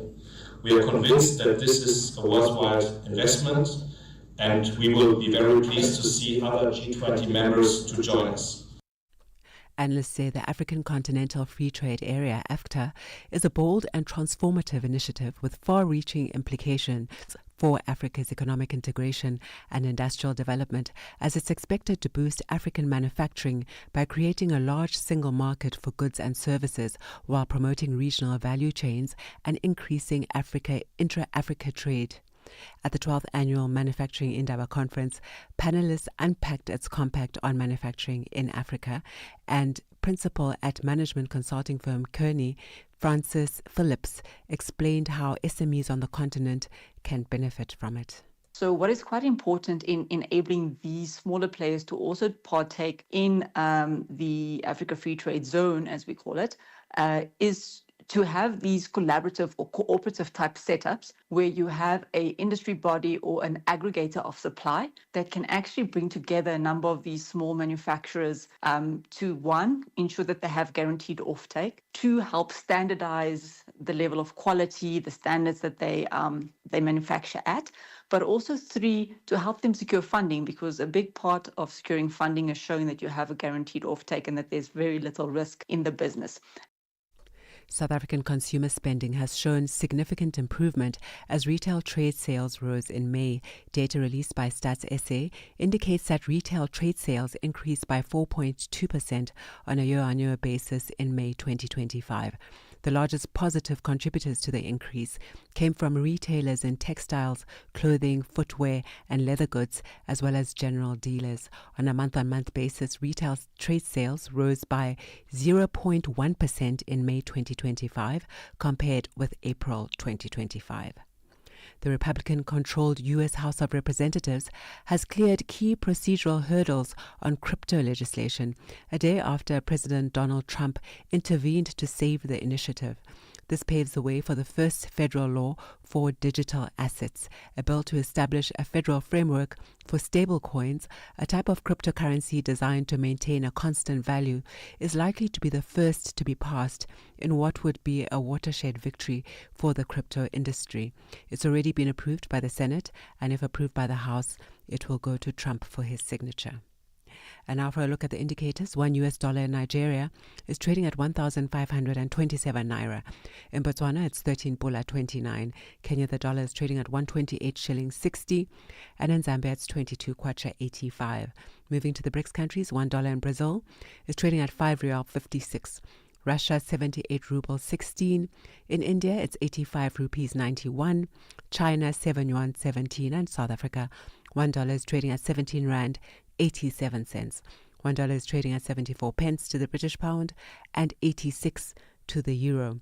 Looking at commodities, gold is trading at $3,339 and platinum at $1,421 per ounce, while the price of Brent crude oil is at $68.79 a barrel.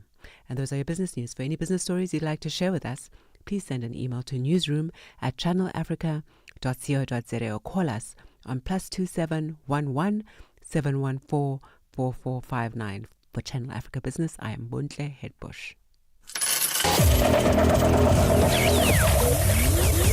Business News on Channel Africa. The African Perspective. Hello, Africa. We would love to hear your voice on our radio station. Be part of the fun and send a shout out or greeting message to your loved ones and your favorite Channel Africa presenters. Whether you're in Africa, the diaspora, or anywhere else around the globe, we want to hear your voice. Send your shout-out message by sending an email to info@channelafrica.co.za or send them to our Facebook, Twitter, and Instagram pages. Help us diversify our sound with your voice. Channel Africa, the African perspective. SABC Sport brings you Chasing the Sun, a powerful 5-part documentary series about the Springboks, telling the rousing tale of their path to redemption and ultimate World Cup glory in 2019.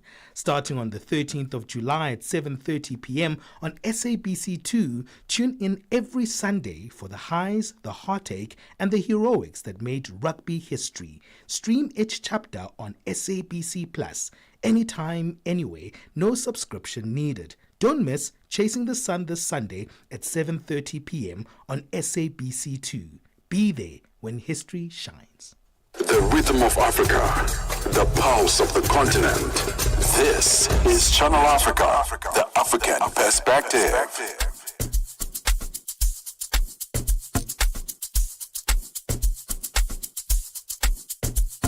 Noon Drive Show, bringing you lifestyle, news and views and opinion, most importantly, because that matters always, hey? So catch us on air. I, of course, work with the wonderful Tebogo Lekuleni, and we are very happy to be here, so join us.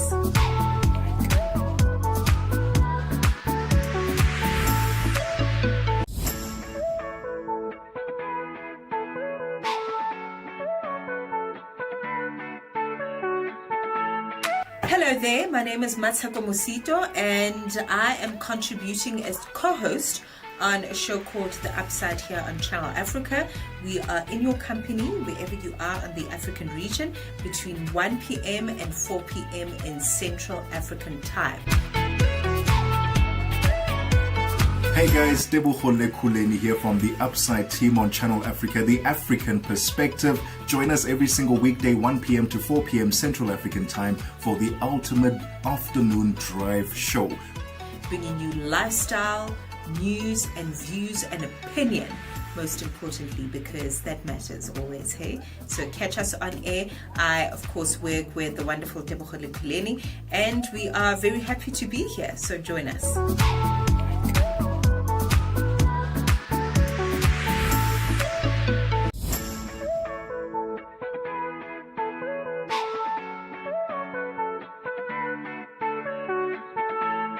Hello there, my name is Matshako Mosito, and I am contributing as co-host on a show called The Upside here on Channel Africa. We are in your company wherever you are in the African region between 1 p.m. and 4 p.m. in Central African time. Hey guys, Tebogo Lekuleni here from the Upside team on Channel Africa, the African perspective. Join us every single weekday, 1 p.m. to 4 p.m. Central African time for the ultimate afternoon drive show. Bringing you lifestyle, news and views and opinion, most importantly, because that matters always, hey? So catch us on air. I, of course, work with the wonderful Tebogo Lekuleni, and we are very happy to be here, so join us.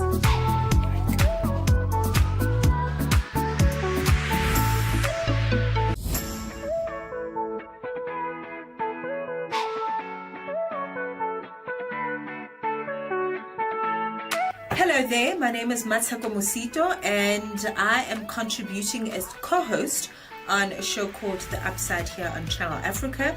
We are in your company wherever you are in the African region between 1 p.m. and 4 p.m. in Central African time.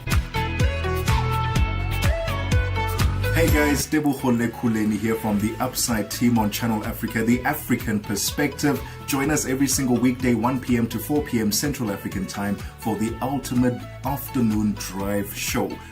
Bringing you lifestyle, news and views and opinion, most importantly, because that matters always, hey? So catch us on air. I, of course, work with the wonderful Tebogo Lekuleni, and we are very happy to be here, so join us.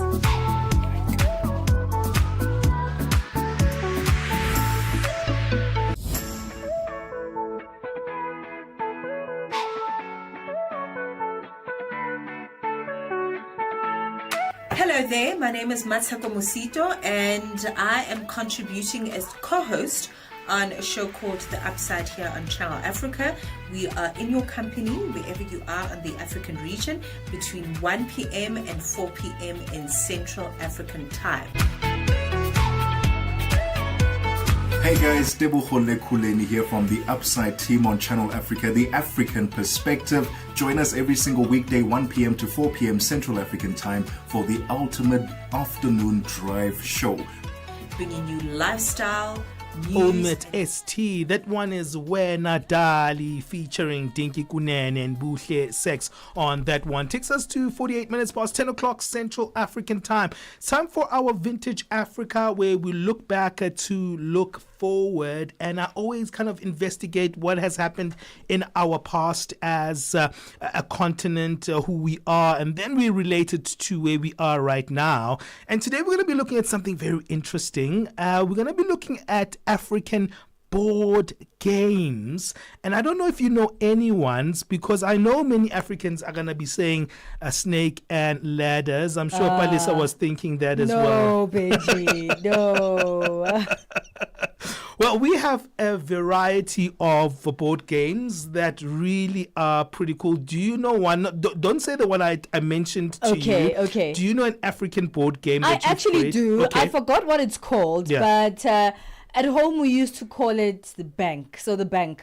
I forgot what it's called, and I know there's an African name for it that we call it. So a bunch of stones and little holes in the ground, and everyone has the same amount of stones, and you sort of drop a stone in each. Yes, I remember that. Circle. What was the point of that one? So you leave with the most amount of stones. So as you drop, wherever your stone ends, you take the stones that's in there. And actually, you have to finish your stones first. Because if you drop your last stone in a hole with a stone, you have to pick those stones up. And you keep going until you end up finishing your last stone in one that doesn't have a stone, and then you win. I forgot what it's called, but it was such a great game. Yeah, well, I'm going to talk about one that has many variations here on the African continent. It's called Murabaraba. Remember that one? I just remember there's a song, Murabaraba. Well, the song had nothing to actually I know, do with the game. with It's another game altogether. Well, it's a strategy board game which has a lot of myths around it, actually, but also there's many variations of Murabaraba on the African continent.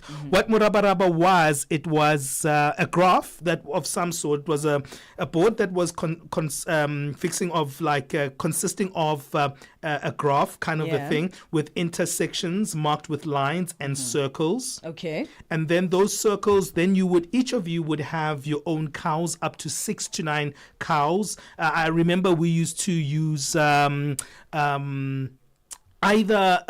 beer bottle caps, or we would actually use cool drink bottle caps, right? And back in the day, what do you think they were using then? Stones, probably? They probably were using wooden carved elements, that were shaped in different ways, right? And it's an interesting one because what you have to do is that each player has 12 pieces known as cows, right? And one player has a light cow or a dark cow. It doesn't matter. You use different kind of colored cows, and then the one with the darker cow moves first all the time. Okay. Yeah, so like in chess, where the white piece always moves first. Yes, exactly. And then you move it in these intersections and the circles, and then you have to create what is called a mill, which is a row of 3 cows in any drawn on the board. So we'll put it up on our social media. We'll have a picture on it because I want you to see how it actually looks. And whoever creates that mill or the 3 rows of your cows is the one who can actually take a cow from the other one. And the point of the whole thing is to make sure that you have more cows on the board left. You know, it actually makes me think there's so many board games that, exist today that take from that particular game. I mean, just by mentioning how that game is played, I can already identify parts of like chess in there.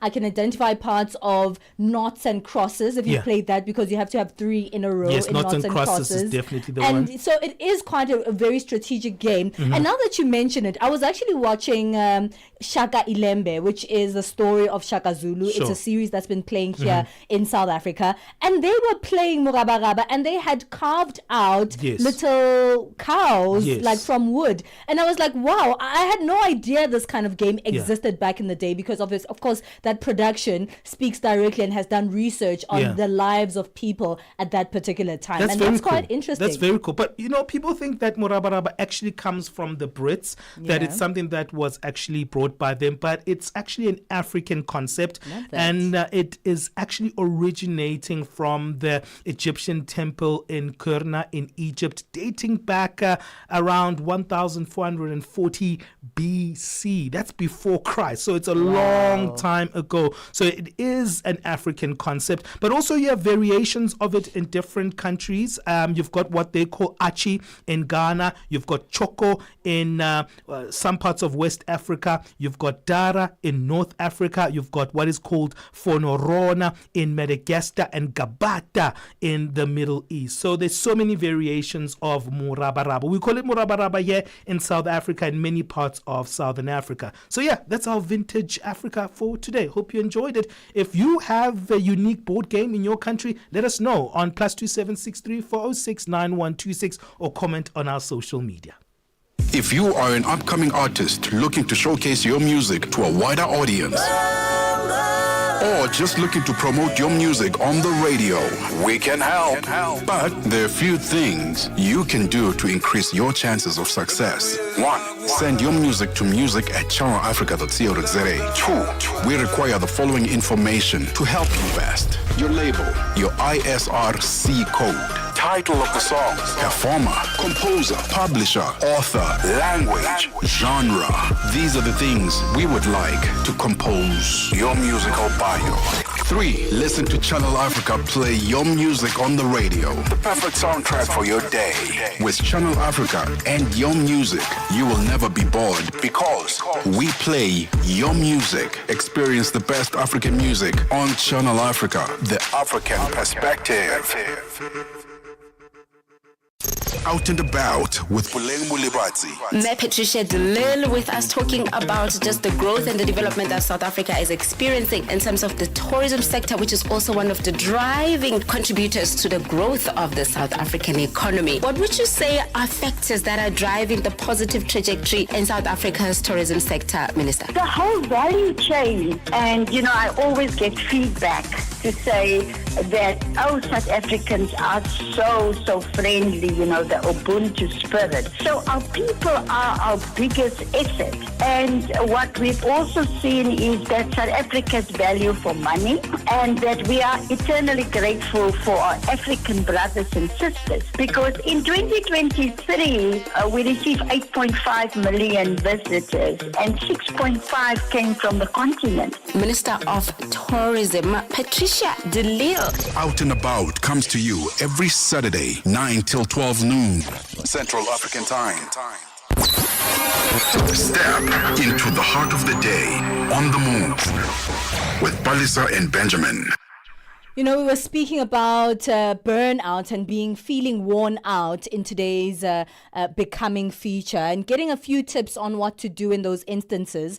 But I think what we really didn't get enough time to touch on is the shame and the guilt that we often feel. Maybe we feel like it's society that is pressurizing us to sort of work and optimize everything and, show up as beautiful, show up as successful, show up as hardworking, show up as making more money. And we want to show off these things to the world. Social media is also doing that, right? We see people there who 1 minute are doing something else, the next minute they're doing something else, they have a side hustle as well, and they look so super successful that we look ourselves and say, am I actually doing enough? And what the guilt is actually is internalized. It's not actually society that is pressurizing us to do all these things. We are pressurizing ourselves, and maybe we should start looking inward and saying, I don't have to actually live up to what everyone else is doing. And I don't know when those people that I view, I don't know when they rest. I don't know when they take time off. I don't know how many holidays they have in a year. So I can't actually compare myself to them because I only see but a fraction of their lives on social media. And you can't always think that you have to keep up. Sometimes it's okay to not keep up and try and take care of yourself, because once your mental health takes a knock, there is no way that you'll even keep up to the minimal things that you have to live up to. So taking care of yourself is just as important as taking care of all the responsibilities that you have in your life. Look at yourself first and saying, am I doing enough for me? Before you say, am I doing enough to keep up, to be productive for my family, for my children, for my partner, for anything else but yourself. So I think that's actually a great way to view this on today's Becoming feature, to first look inward and think about the ways in which we can please ourselves, we can take care of ourselves, we can fulfill ourselves before trying to fulfill all these other roles that we have to do. Because without yourself, without that part, that inner fulfillment, you can't actually show up in the ways that you need to.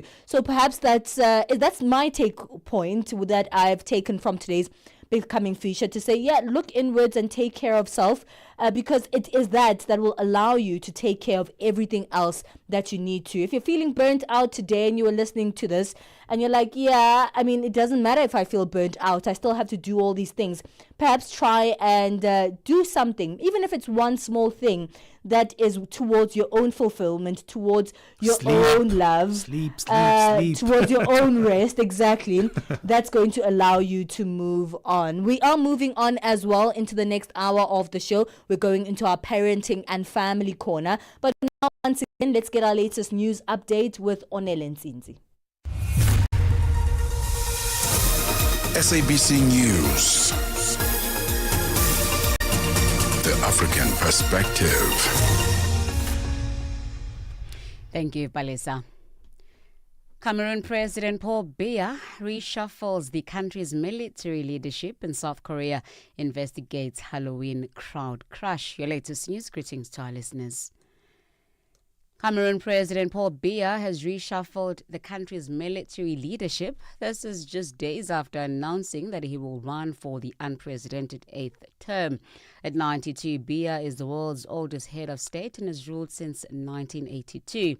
The shake-up affects nearly all branches of the armed forces and includes the promotion of several key generals. Analysts say the move could be aimed at consolidating power and securing loyalty from the military ahead of the October 12th presidential election. Moki Kinzeka reports.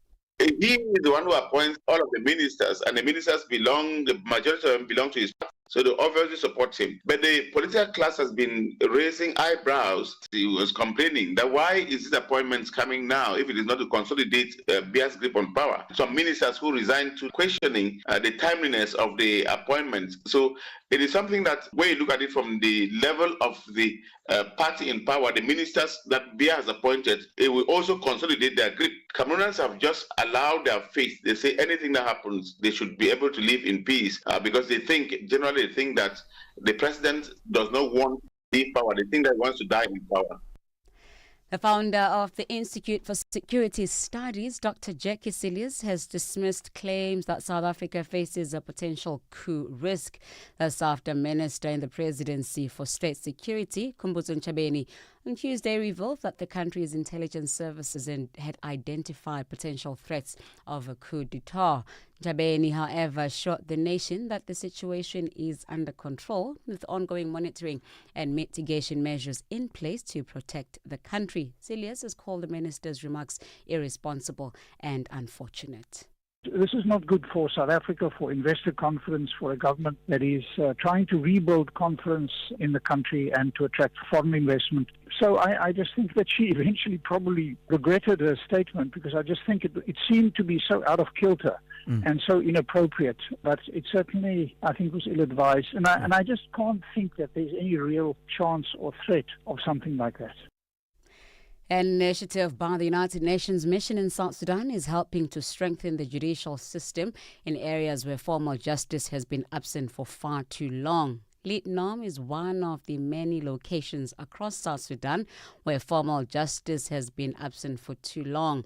This has left residents reliant on customary courts and military detention processes to hold perpetrators of crimes accountable. Acting head of legal administration in the Warab states, Mark Uchen explains.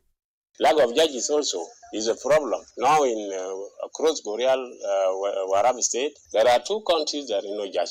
One is Gorial East, we are in now. Another one is Tony East. There are no judge.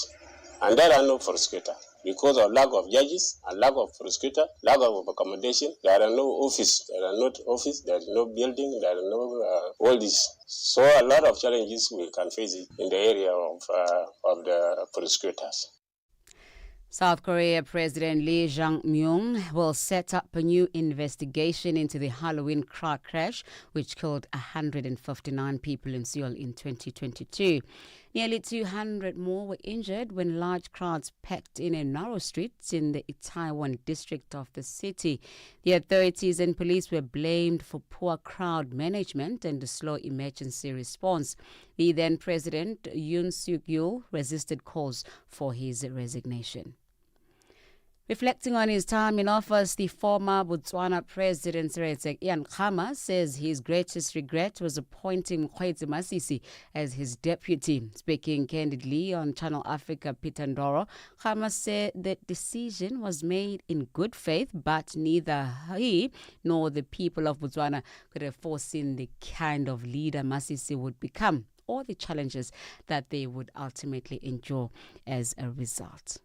At the time, I didn't have any regrets about the person I chose because he was very supportive, very loyal, and in everything that we did together. And that's why I chose him. But then when you talk about chalk and cheese, the person he was then and the person he became, and it's not just me saying it, everybody in the country never saw it coming. That somebody could change his spots like he did and became the kind of person that he did, something that we never ever expected our country would ever have to go through.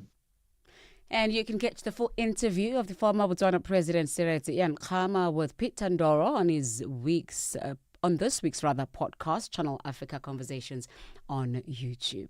Recapping on your top stories, Cameroon President Paul Biya has reshuffled the country's military leadership. This just days after announcing that he will run for an unprecedented 8th term. At 92, Biya is the world's oldest head of state and has ruled since 1982.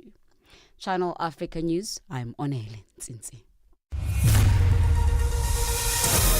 SABC News. The African Perspective.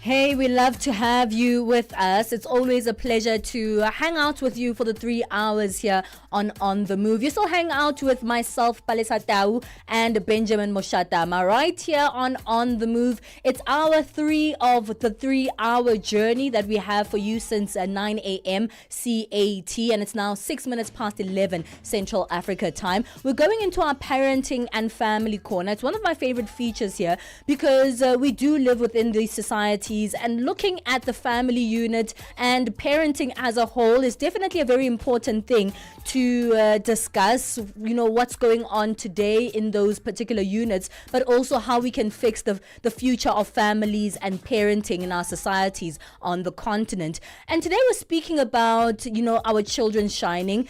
Everybody, I believe that everyone has been blessed with special talents, and it's always for me like a life's mission to discover the talents that we have, and sometimes those talents can come from being nurtured as a very young person. And as family and as parents and guardians, it is part of our responsibility to nurture some of the talents that we see in our children, especially if we see something uniquely special that your child is talented with. But how do you nurture that? How do you spot it? And how do you make sure that your child lives up to their fullest potential? That's the conversation, or part of the conversation we'll be having in today's Parenting and Family Corner. We'll be joined by Ayanda Tekyana, who is a resident parenting expert here on The Move, but also a parent of a child who is excelling in go-kart racing. That sounds quite exciting. Her name is Mampai Shisinwana, who's going to be joining us as well to speak about this role as a parent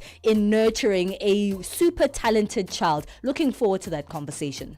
Hey, you never left behind here on Channel Africa. We make sure that you know what is happening every single hour of the show, and you can be part of the mix and be in the know of what's happening by engaging with us on our social media. Remember, our handles at Channel Africa 1 on X, on TikTok, on Instagram, on Threads, on YouTube, all those platforms. We are right there. And also, you never miss out on what's happening on the show, because we always curate our podcasts on YouTube. You can catch up on some of the key conversations that we have there. And also, you can catch up on our website, as we have also an audio version of our podcast. So on YouTube, you get the visual podcast, and on our website, you get the audio podcast there. So all you have to do is go to www.channelafrica.co.za and you click on programs, and that will lead you to our podcast section.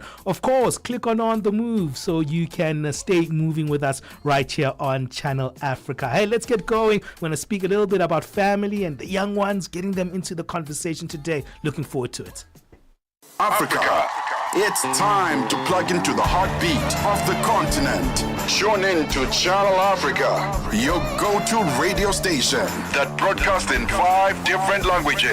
L'Afrique du Sud célèbre la journée nationale du Kabla hujaitwa kwa jina la Double K or more of our forests have been destroyed.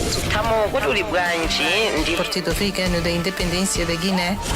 See, Channel Africa represents every corner of this amazing land. From Lagos to Cape Town, Nairobi to Dakar, we've got you covered with the freshest news, music, and cultures. So, turn up the volume, feel the rhythm.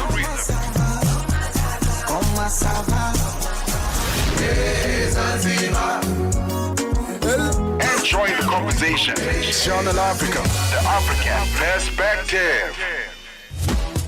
Você é fluente em português? É apaixonado por rádio e quer trabalhar na África do Sul? Você tem documentos que o qualificam para trabalhar na África do Sul? Nesse caso, podemos ter uma oportunidade para você trabalhar no Canal África. Envie seu currículo e demonstração para Canal África newsroom@channelafrica.co.za. Lembre-se, se você não receber alguma resposta nossa em 14 dias, isso significa que você não foi selecionado. Canal África, a perspectiva africana. Papa told me keep your head up high. Even though your body full of bite marks from all them canines. Steady moving, I'm just living life.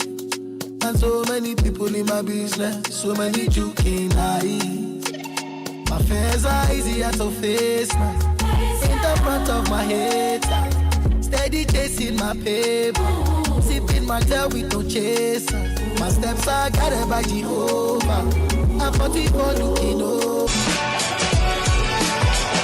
Multi-award winning, internationally recognized, digitally accessible across the globe. When Africa speaks, the world listens, and Channel Africa makes sure of it. For business, for culture, for Africa. Partner with Channel Africa, because Africa's voice is the future. Africa is a story, a living, breathing, ever-evolving masterpiece. And for over 5 decades now, one voice has told it like no other. Channel Africa.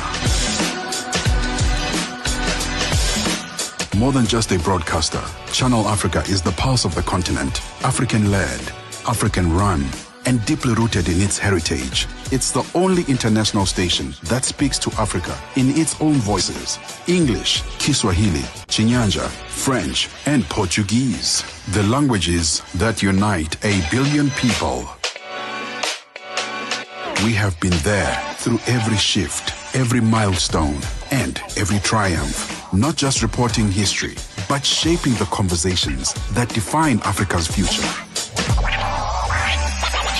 For brands, media planning, and advertisers, Channel Africa is more than just a platform. It's an opportunity.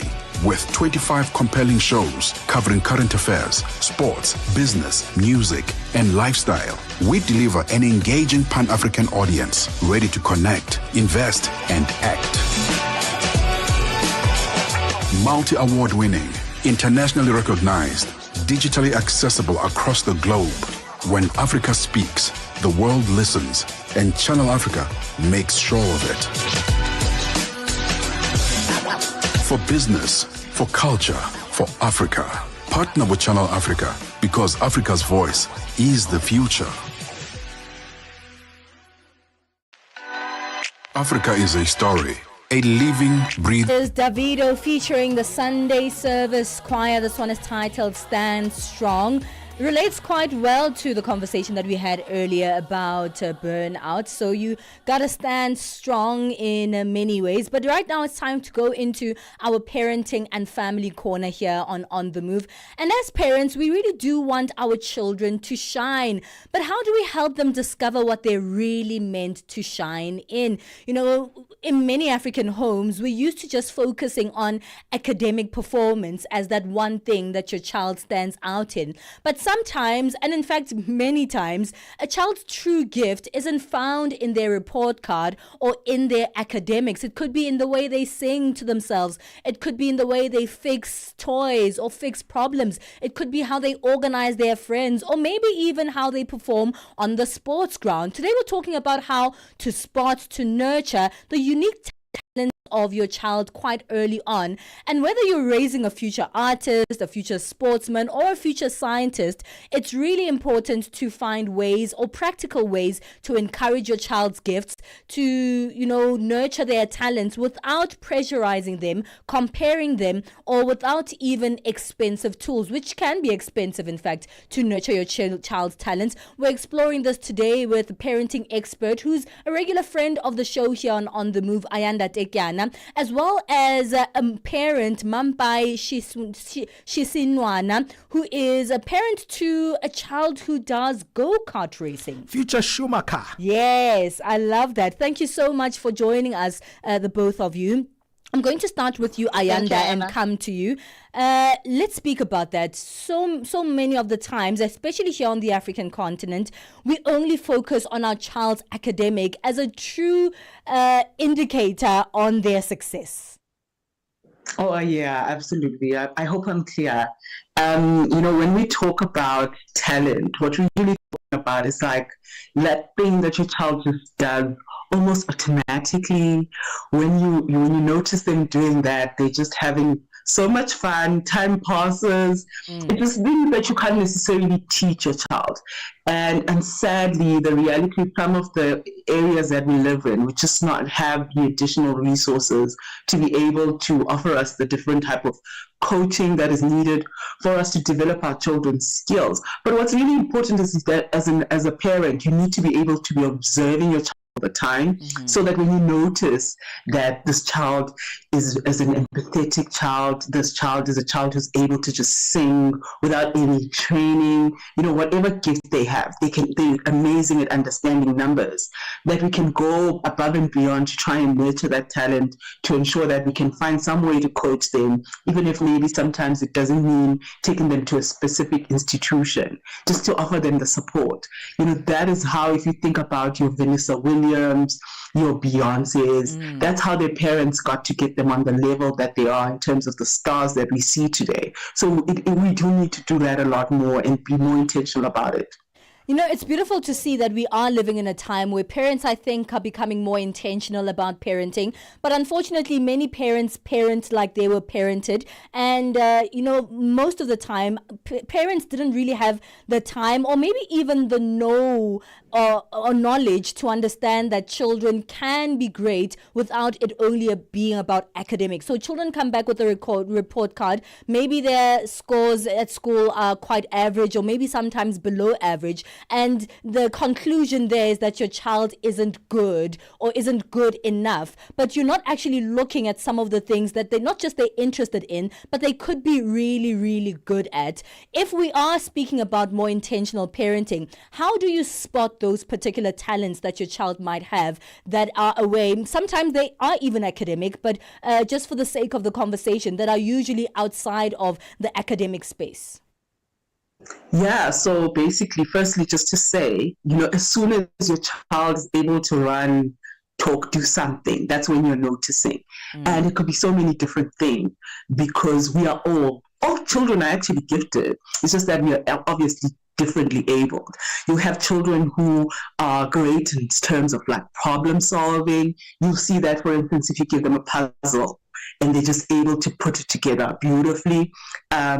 Children who are great in terms of, without even any coaching, they're able to have great memory. They can recall things. They can tell you how that house is not usually at the corner. It doesn't look like that.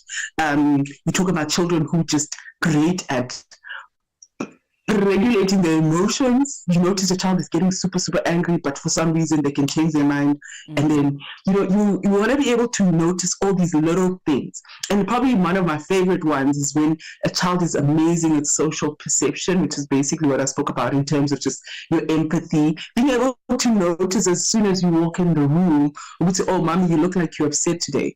Oh, mommy, are you okay? Coming in to give you a hug. So when we talk about talent, sometimes it's not necessarily something that's like so big and that's like so far away from us. It could be just something that is just a beautiful little gift that they have, which if, for instance, you are a person who's a social perceptive person and you as a parent are able to help them with that, that's where we get our psychologists from. That's where we get our most amazing nurses and doctors, people who are able to read the room in terms of their clients, the people that they work with. They're great at working with children as well in terms of our teachers. So we have to be able to notice these things. It will help us to assist our children in terms of career and help them lean towards the thing that they're already very good at. It's become so easy. When you're doing something you love, right? Yes. You don't even notice time. It just flows, and that's how you notice that this is a skill or a talent that your child has. You don't have to ask them, like, how long have you been doing this for? And we can start encouraging our children. I have a niece who has a love for cooking.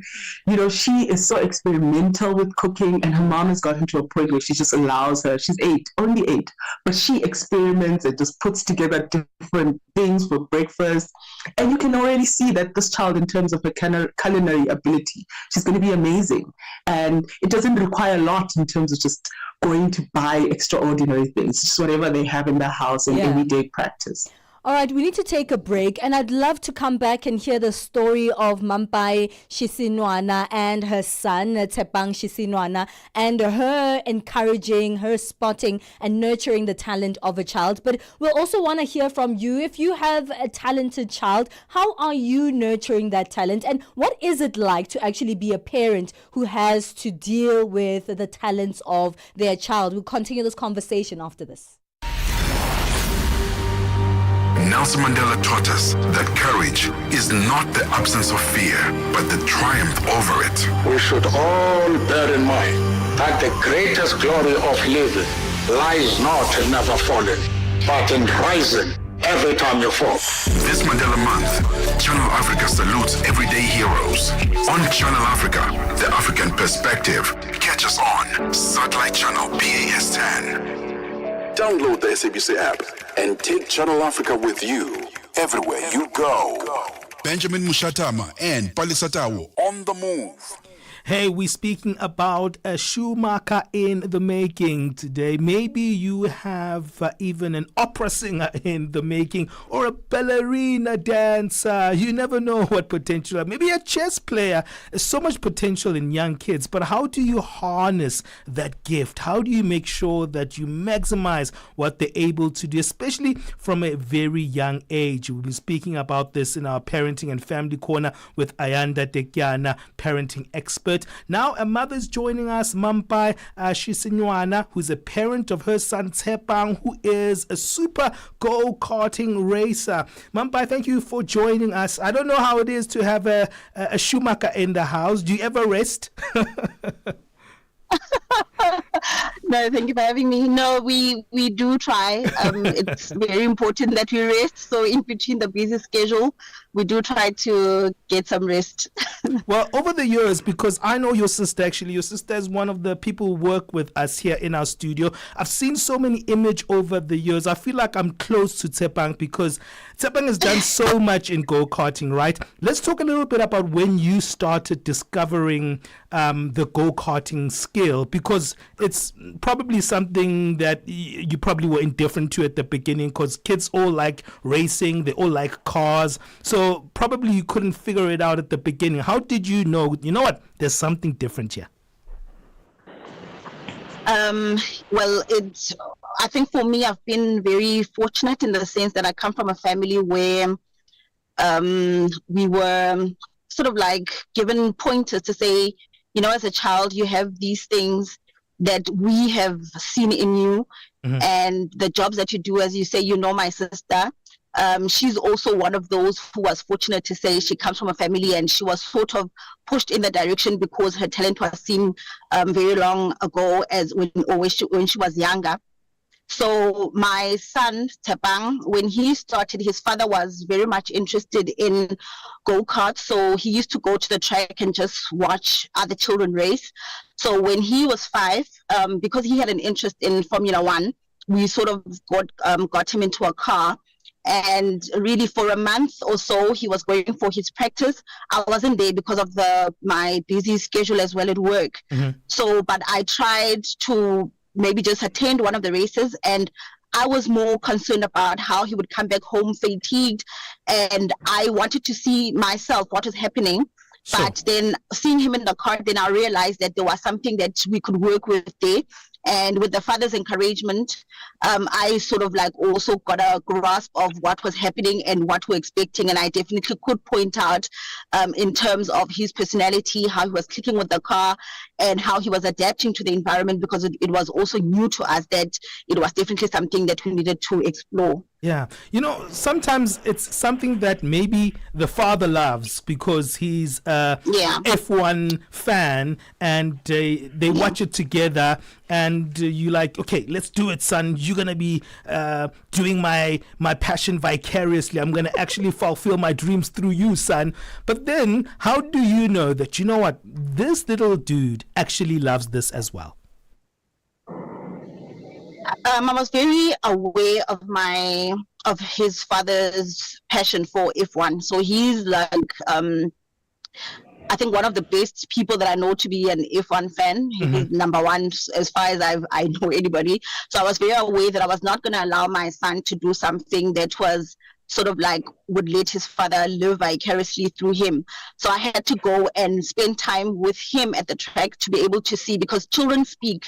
Children have little voices that tell you. They have frustrations that they express to you. Yeah. As a parent, you also have to you have to be in tune with your children. Spending time with them, you'll know what your children like.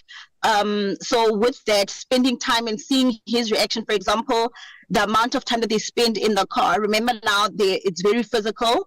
When he started, he was 5 years old. So he would come back, as I said, he would be sleeping the whole Yeah, no. So he'd come back later about 5 o'clock. Wow. He'd be sleeping the whole time. I'd only see him tomorrow. So for that was a concern for me to say, what we're doing, is this really for him? Is he tired?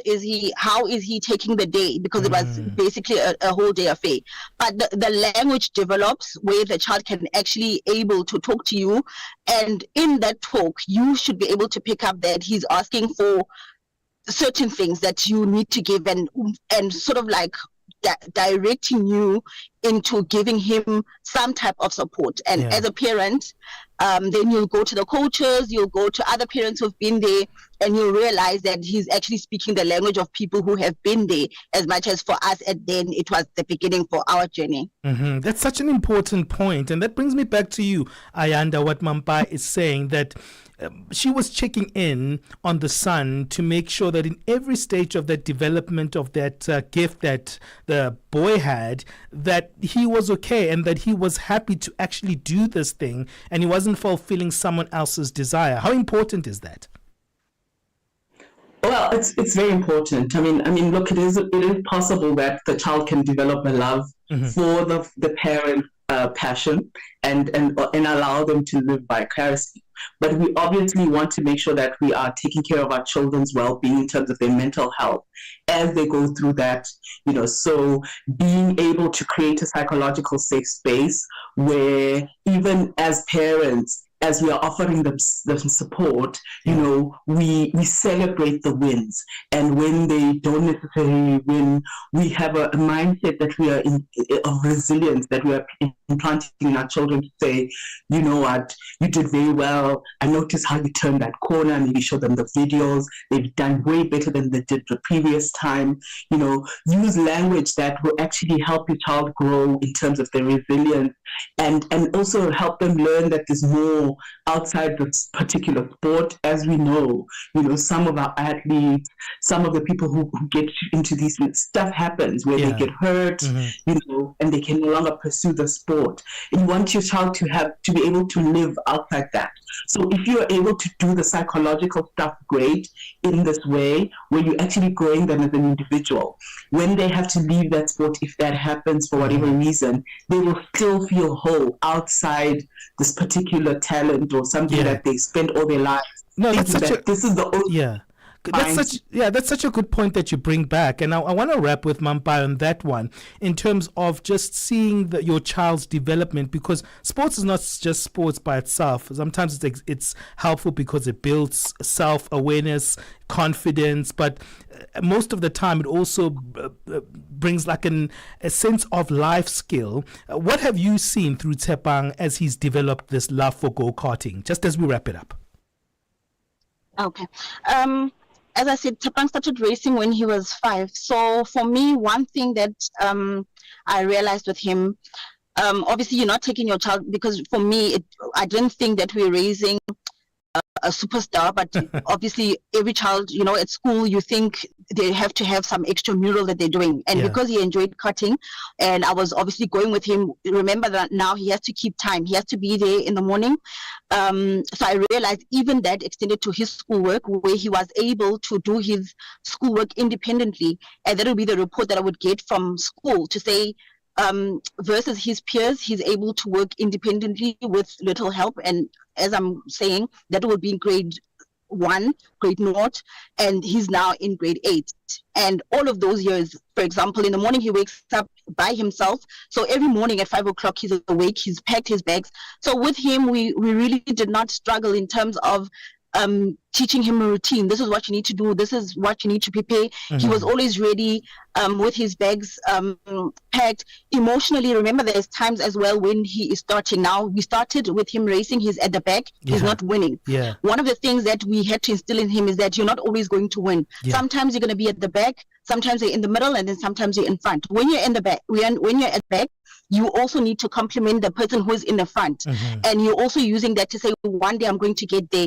So what I've also seen around the sport is that if somebody's not winning, in some families, I guess, you don't, for example, at the end, you'll have prize giving, some parents will leave. And my thing is, then what are you teaching your child? Because at some point, your child is the one in the front. He needs to clap for others. And that's where you also see the sportsmanship that's built, which also extend into the classroom, where the child learns that I don't always have to be the best. And also being the best is also trying. Remember that you go into the track, you don't know what the day is going to be like. You can crash, but it doesn't mean that it's the end of you. You can still come back again and try. So those are skills that I've seen in him, which I've sort of said I'm not giving a compliment to myself, but to the sport, to say because he's been in that environment, he's also then developed these skills for himself, which I guess as an adult they will come in handy in whatever, if he continues racing or even if he does not continue with the sport. Yeah, I have to wrap it up. I'd love to speak some more,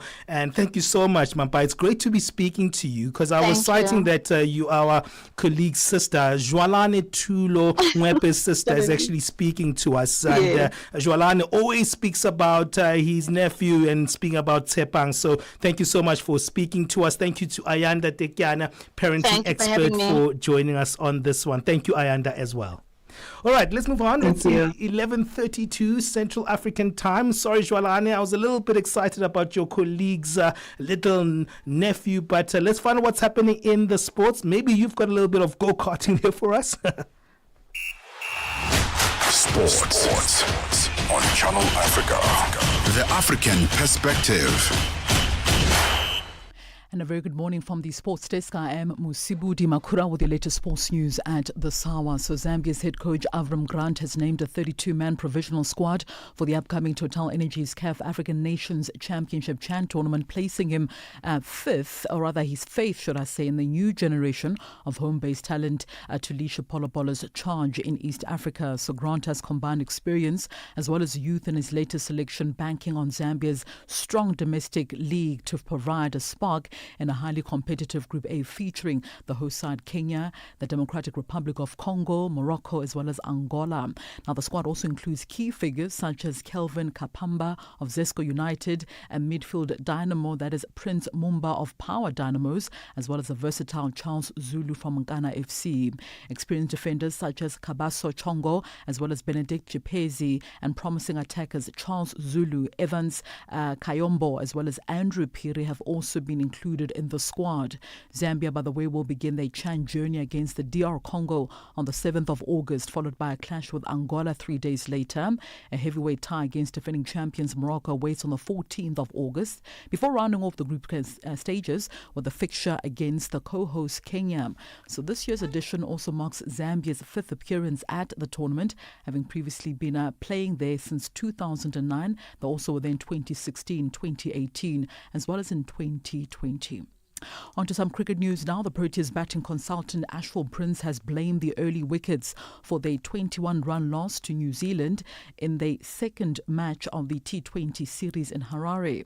Now, chasing 74 for the win, South Africa lost wickets of Luandre Pretorius, Ruben Herman, as well as Reza Hendricks in quick succession for just 50 runs, and this, according to their former opening batter, was their downfall against the Black Caps. They ended up being bowled out for 152 in just over 18 overs at the Harare Sports Club. No, I thought it was gettable. It was a good pitch. We obviously lost a few wickets early on, which put us up against it. We managed to sort of get something going while Dioval Brevis was out there. It was always a chance, but we just kept losing wickets all the way through and eventually fell just short. We didn't get any rhythm going really with our batting, particularly early on in the batting department. And I think that's quite key when you're chasing a score. Just getting some sort of rhythm going in the batting lineup, get a partnership early on. And obviously, if you don't do that, you're kind of behind the 8 ball and you're always trying to catch up.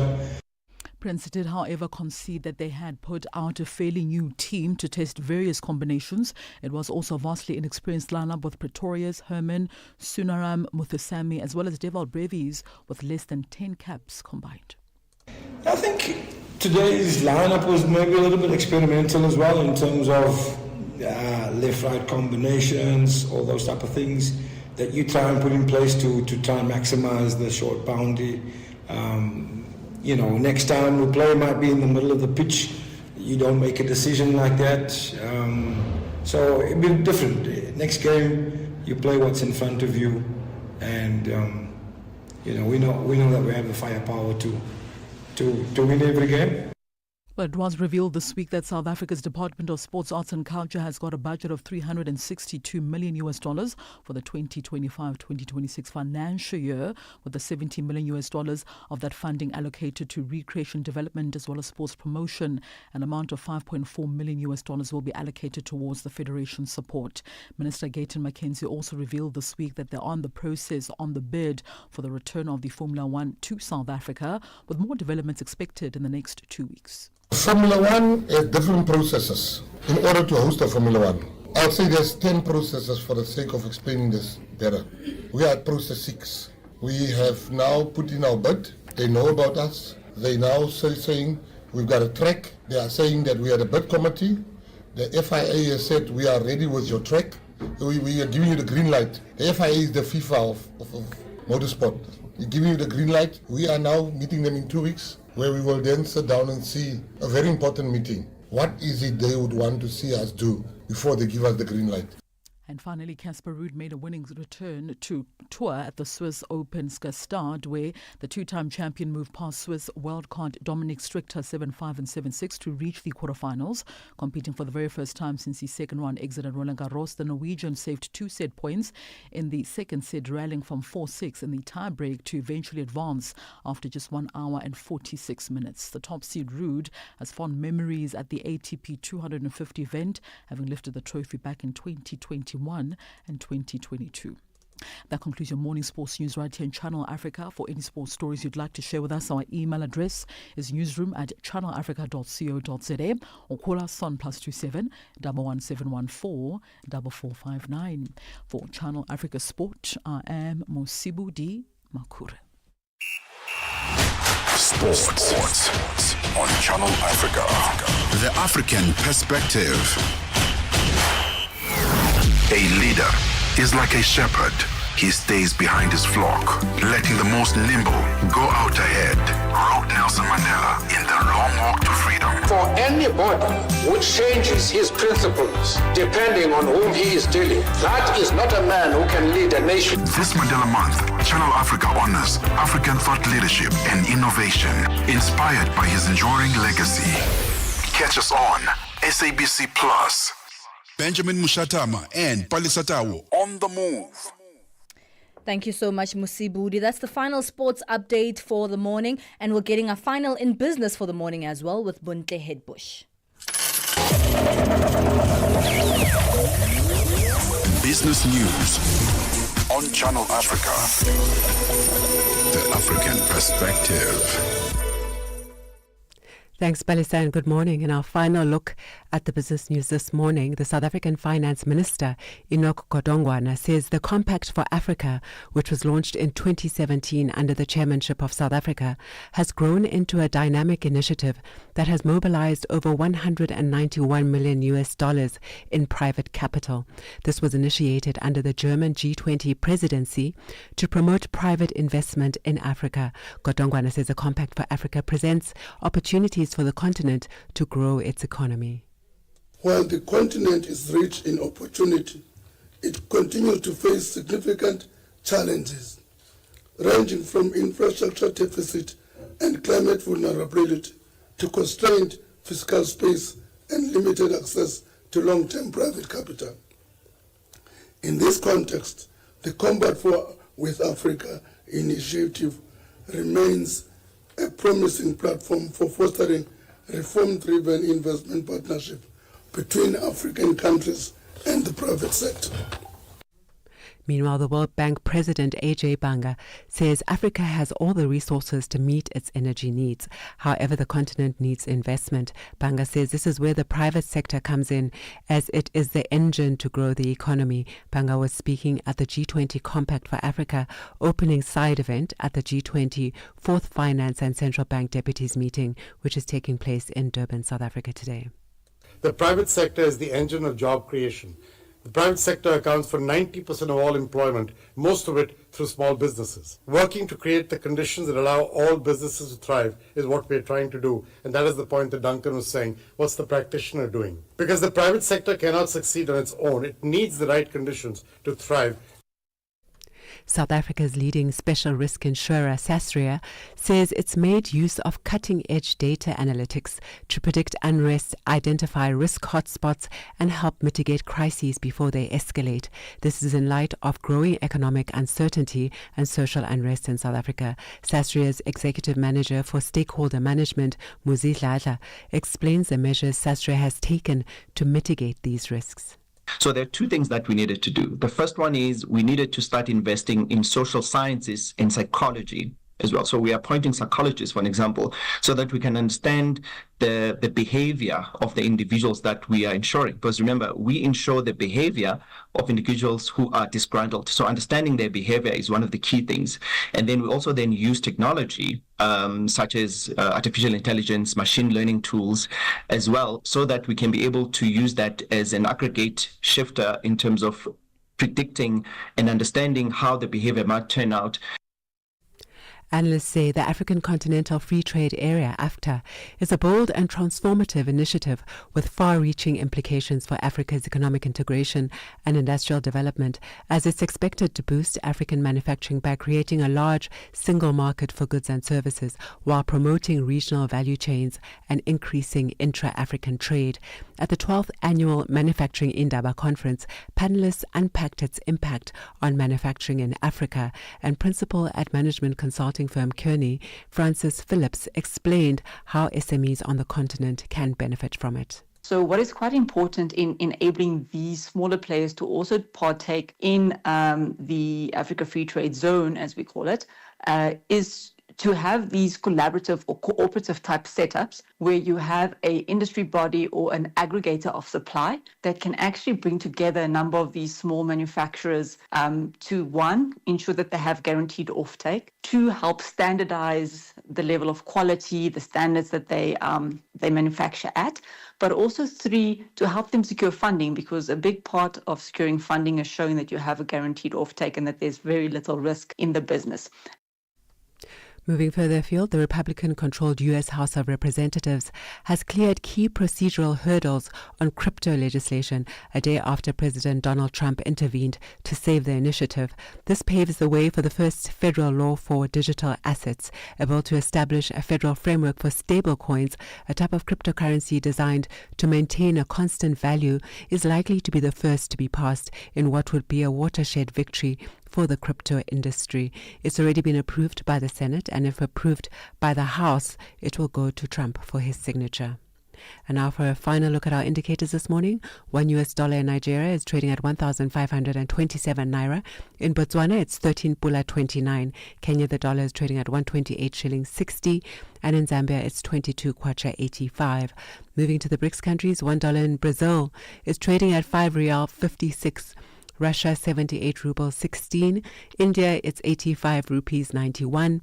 China, 7 yuan 17. And South Africa, $1 is trading at 17 rand 87 cents. $1 is trading at 74 pence to the British pound and 86 to the euro. Looking at commodities, gold is trading at $3,339 and platinum at $1,421 per ounce, while the price of Brent crude oil is $68.79 a barrel. And those are your business news. For any business stories you'd like to share with us, please send an email to newsroom@channelafrica.co.za or call us on +27 11 714 4459. For Channel Africa Business, I am Muntle Headbush.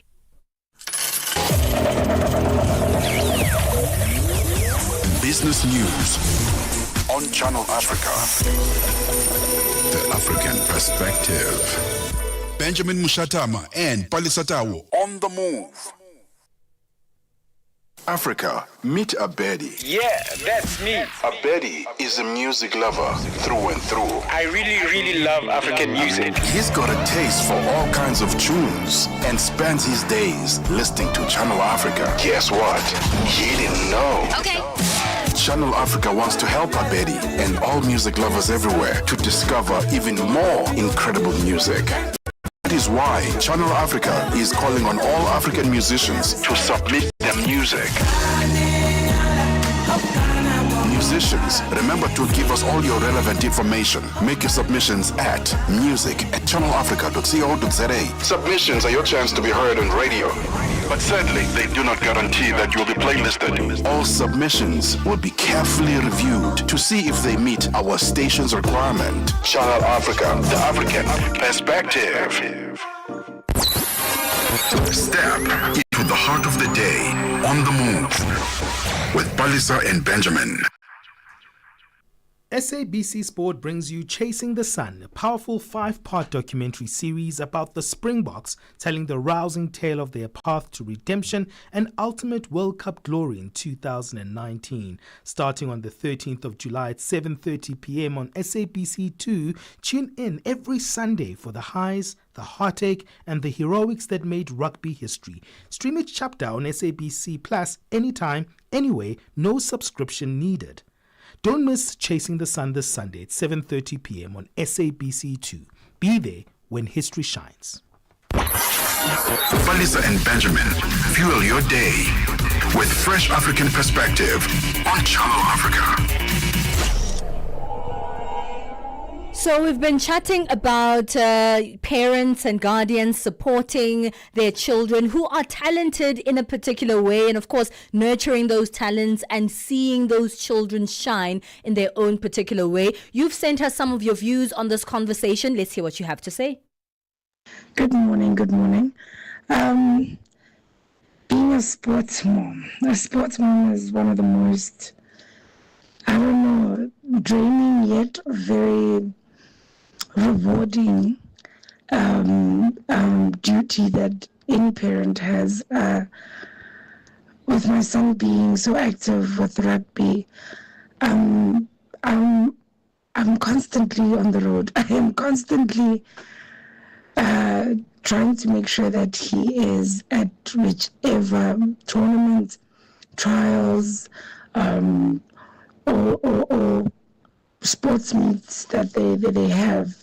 Unfortunately, that also means that it comes with its fair share of expenses, because it's not very cheap actually traveling all over the country to ensure that your son partakes in the sport that they love most. However, seeing the joy that this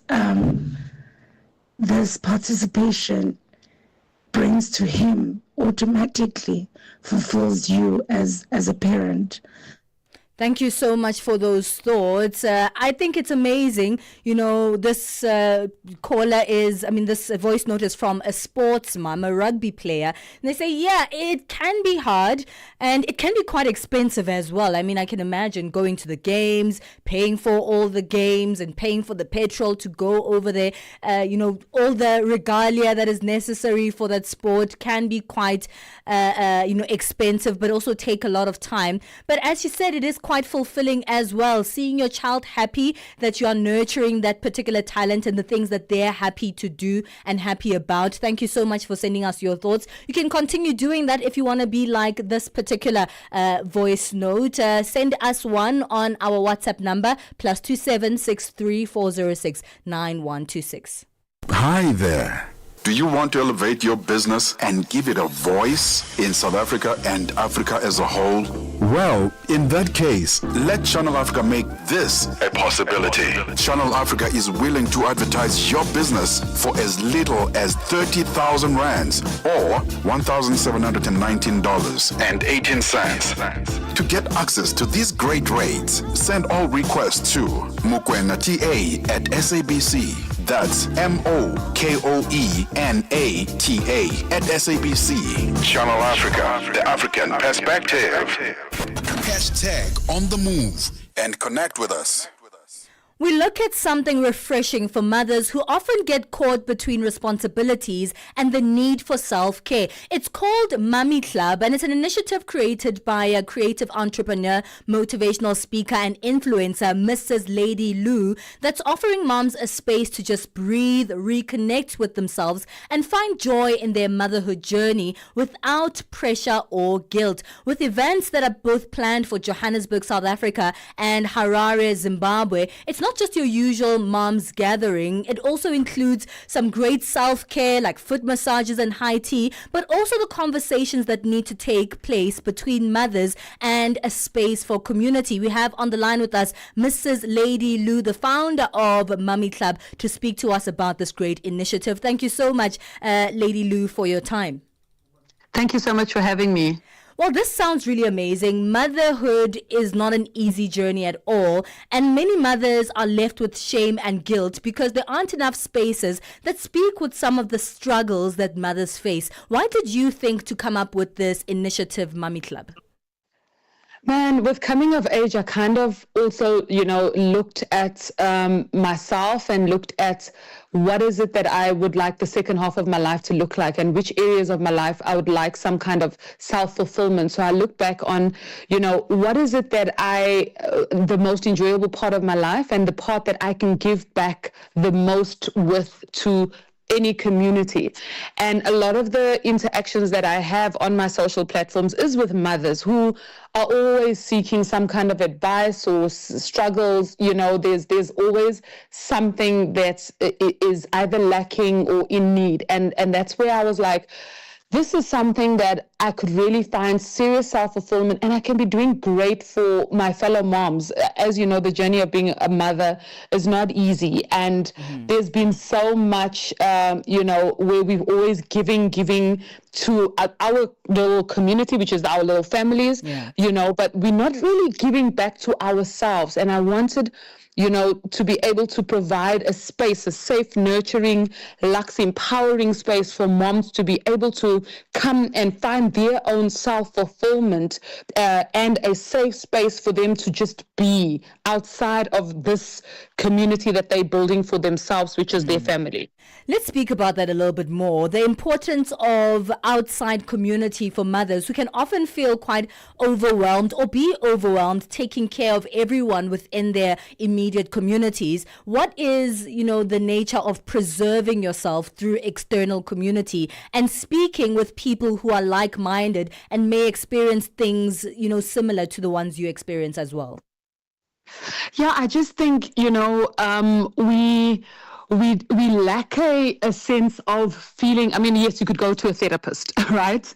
But for us, this space is one to be, it's your therapist to an extent, because we will talk about things and be open and be a safe space for moms to be vulnerable, which we don't really find within the home or even sometimes with close friends that we've grew up with and that kind of thing. We still have this kind of guarded kind of way in which we communicate things, because you don't want to disappoint your family members, you don't want to disappoint your friends, you don't want people to know that you're struggling, you don't want, so I just felt like people need an outlet that is non-judgmental, that is safe, that they can just come and be. I mean, even if it's just, that hour. But what I'm also creating is this is a community that's going to go beyond an event where we meet.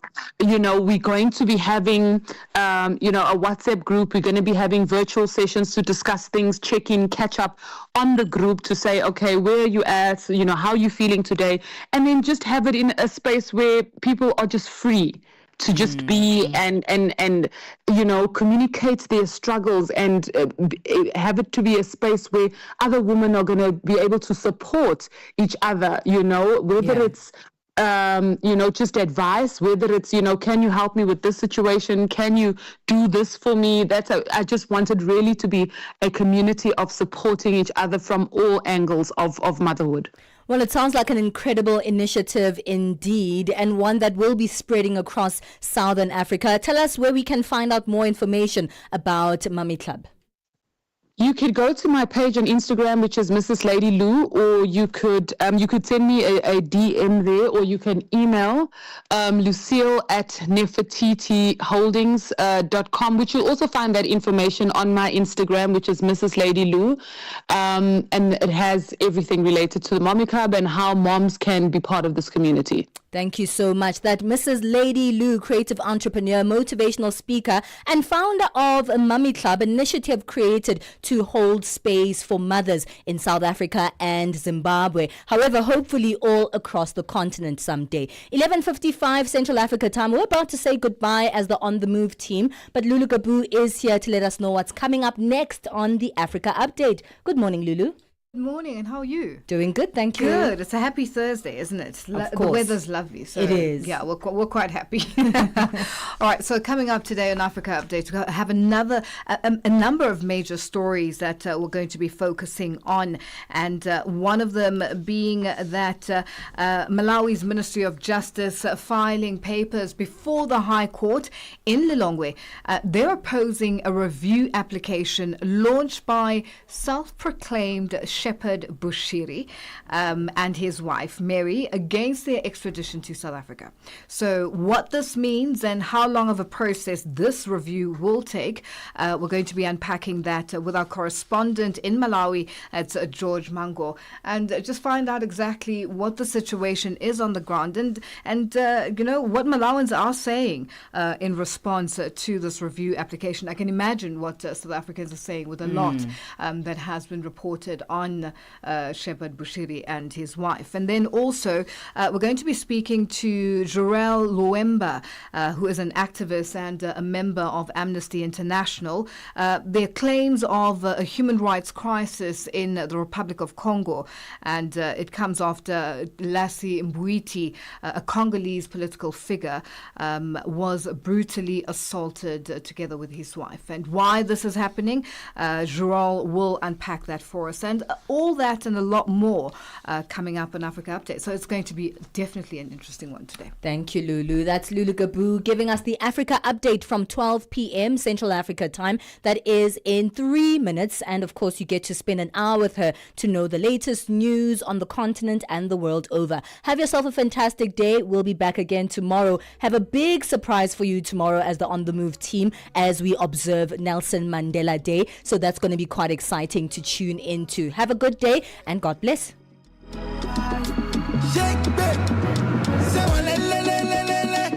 She don't give me something, Roja over. I don't even tell you, governor, like she do me karashika. Make I no feel liver. Me way be John Cena. I say, I swear you mine, die. Baby girl, now you be God design. My life, as your face they show, now show your shoe design. Now you gon' be my wife. You got to be my wife. For you I paid the price. Yeah. Oh Gigi, oh my.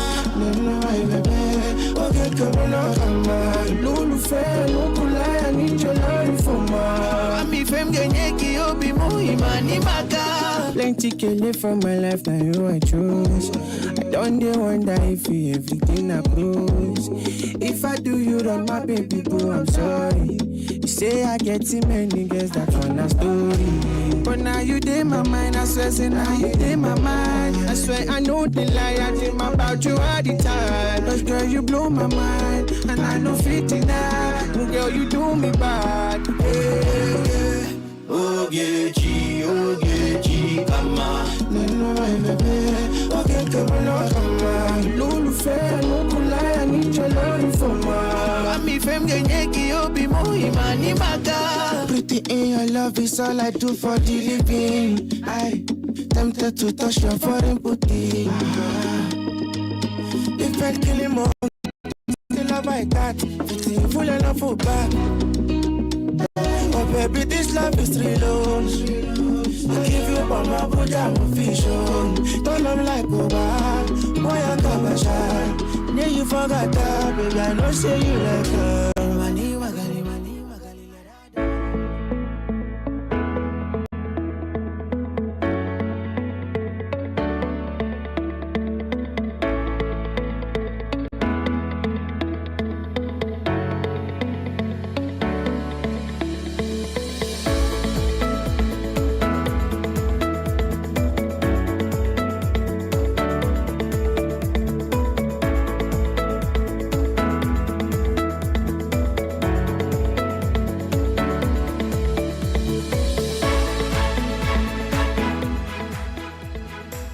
is midday and this is Africa Update, coming to you live from Johannesburg in South Africa on Channel Africa Radio from an African perspective. I'm Lulu Gabu and I'm in studio with Jwalani Tulongwepe, Figileli Ngwati and Nosipo Zuma.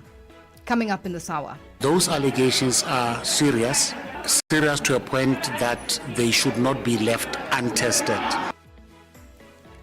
Allegations of a human rights crisis surfaces in the Republic of Congo. And controversy continues to play out regarding allegations against senior police officials in South Africa. But first up, the news with Jwalani Tulongwepe and our sports headlines with Figileli Ngwati. SABC News. The African Perspective. Thank you, Lulu. Good day. The founder of the Institute for Security Studies, ISS, Dr. Jackie Cilliers, has dismissed claims that South Africa failed with ongoing monitoring and mitigation measures in place to protect the country. Cilliers has called the minister's remarks irresponsible and unfortunate. This is not good for South Africa, for investor confidence, for a government that is trying to rebuild confidence in the country and to attract foreign investment. So I just think that she eventually probably regretted her statement, because I just think it seemed to be so out of kilter and so inappropriate. But it certainly, I think, was ill-advised. And I just can't think that there's any real chance or threat of something like that. Still in South Africa, the National Prosecuting Authority has filed a notice of appeal at the Randburg Magistrates Court in the Gauteng province earlier today. The NPA says it will apply directly to the High Court for leave to appeal the decision to grant bail to 12 South African National Defence Force soldiers accused of killing Hawk Specialist Investigator Lieutenant Colonel Franz Matiba. The 12 were granted bail by the Magistrates Court last week Friday. The case has now been postponed to the 17th of September. Gauteng NPA spokesperson Phindi Mjolondwana explains. We are currently waiting for the transcript. Once we receive the transcript, then we'll be in a position to file our notice of application for leave to appeal to a judge in chambers in terms of Section 65, capital letter A of the Criminal Procedure Act. So once we are granted, if the court will, the judge in chambers will grant us the application, then the defense will be given 10 days to file their opposing documents. An initiative by the United Nations mission in South Sudan is helping to strengthen the judicial system in areas where formal justice has been absent for far too long. Leet Nom is one of many locations across South Sudan where formal justice has been absent for too long. This has left residents reliant on customary courts and military detention processes to hold perpetrators of crimes accountable. Acting head of legal administration in the Warab states, Mark Uchen. Lack of judges also is a problem. Now in across Boreal, Warab state, there are two counties that are no judge. One is Boreal East, we are in now. Another one is Tony East. There are no judge. And there are no prosecutor. Because of lack of judges and lack of prosecutor, lack of accommodation, there are no office. There are not office, there is no building, there are no all this. So a lot of challenges we can face in the area of the prosecutors. Mozambique has reported a spike in Mpox virus cases in the past few days. A report from the National Directorate of Public Health released earlier this week confirmed 11 new infections, though no fatalities have been recorded so far. The northern province of Niassa appears to be the most affected, with at least 5 confirmed cases emerging in a matter of hours. Provincial Governor Elena Masengele noted that health teams are ramping up their efforts to contain the spread. The World Health Organization Africa Region's Dr. Patrick Otim explains. As you know, we have had Mpox in the region since last year. And countries have been implementing preparedness measures. So they developed their response plans. They have trained their healthcare workers on how to investigate and respond. So immediately these cases were identified. The Mozambican authorities declared this outbreak, which is very commendable. They did not hide it. They declared it immediately. They have activated their emergency operating centers. They have actually set up 3 isolation centers, and then they are also decentralizing the testing. So they are taking supplies to the district laboratory so that they can be able to do testing. South Korea's President Lee Jae-myung will set up a new investigation into the Halloween crowd crush, which killed 159 people in Seoul in 2022. Nearly 200 more were injured when large crowds packed into a narrow street in the Itaewon district of the city. The authorities and police were blamed for poor crowd management and a slow emergency response. The then President Yoon Suk-yeol resisted calls for his resignation. Farming news stories you would like to share with us, please do send an email to newsroom@channelafrica.co.za or call us on +27 11 714 4459. For Channel Africa News, I'm Jolani Tulongwepe. SABC News. The African Perspective. In our sports headline, DR Congo will be embarking on a high-intensity training camp in Algeria ahead of the Chan opener in Morocco. And world number 1 tennis player Aryna Sabalenka has withdrawn from the WTA Canadian Open tournament. I'll be back with these and other stories at the bottom of the hour. Africa Update with Lulu Kabu, 12 to 1 p.m. Central African Time. Oh, thank you to Jolani Tulongwepe with our news update and Figile Lungwati with our sports headlines. It is 12:07 Central African Time and we're coming to you live from Johannesburg in South Africa on DSTV's audio bouquet channel 802, OpenView channel 628 and on www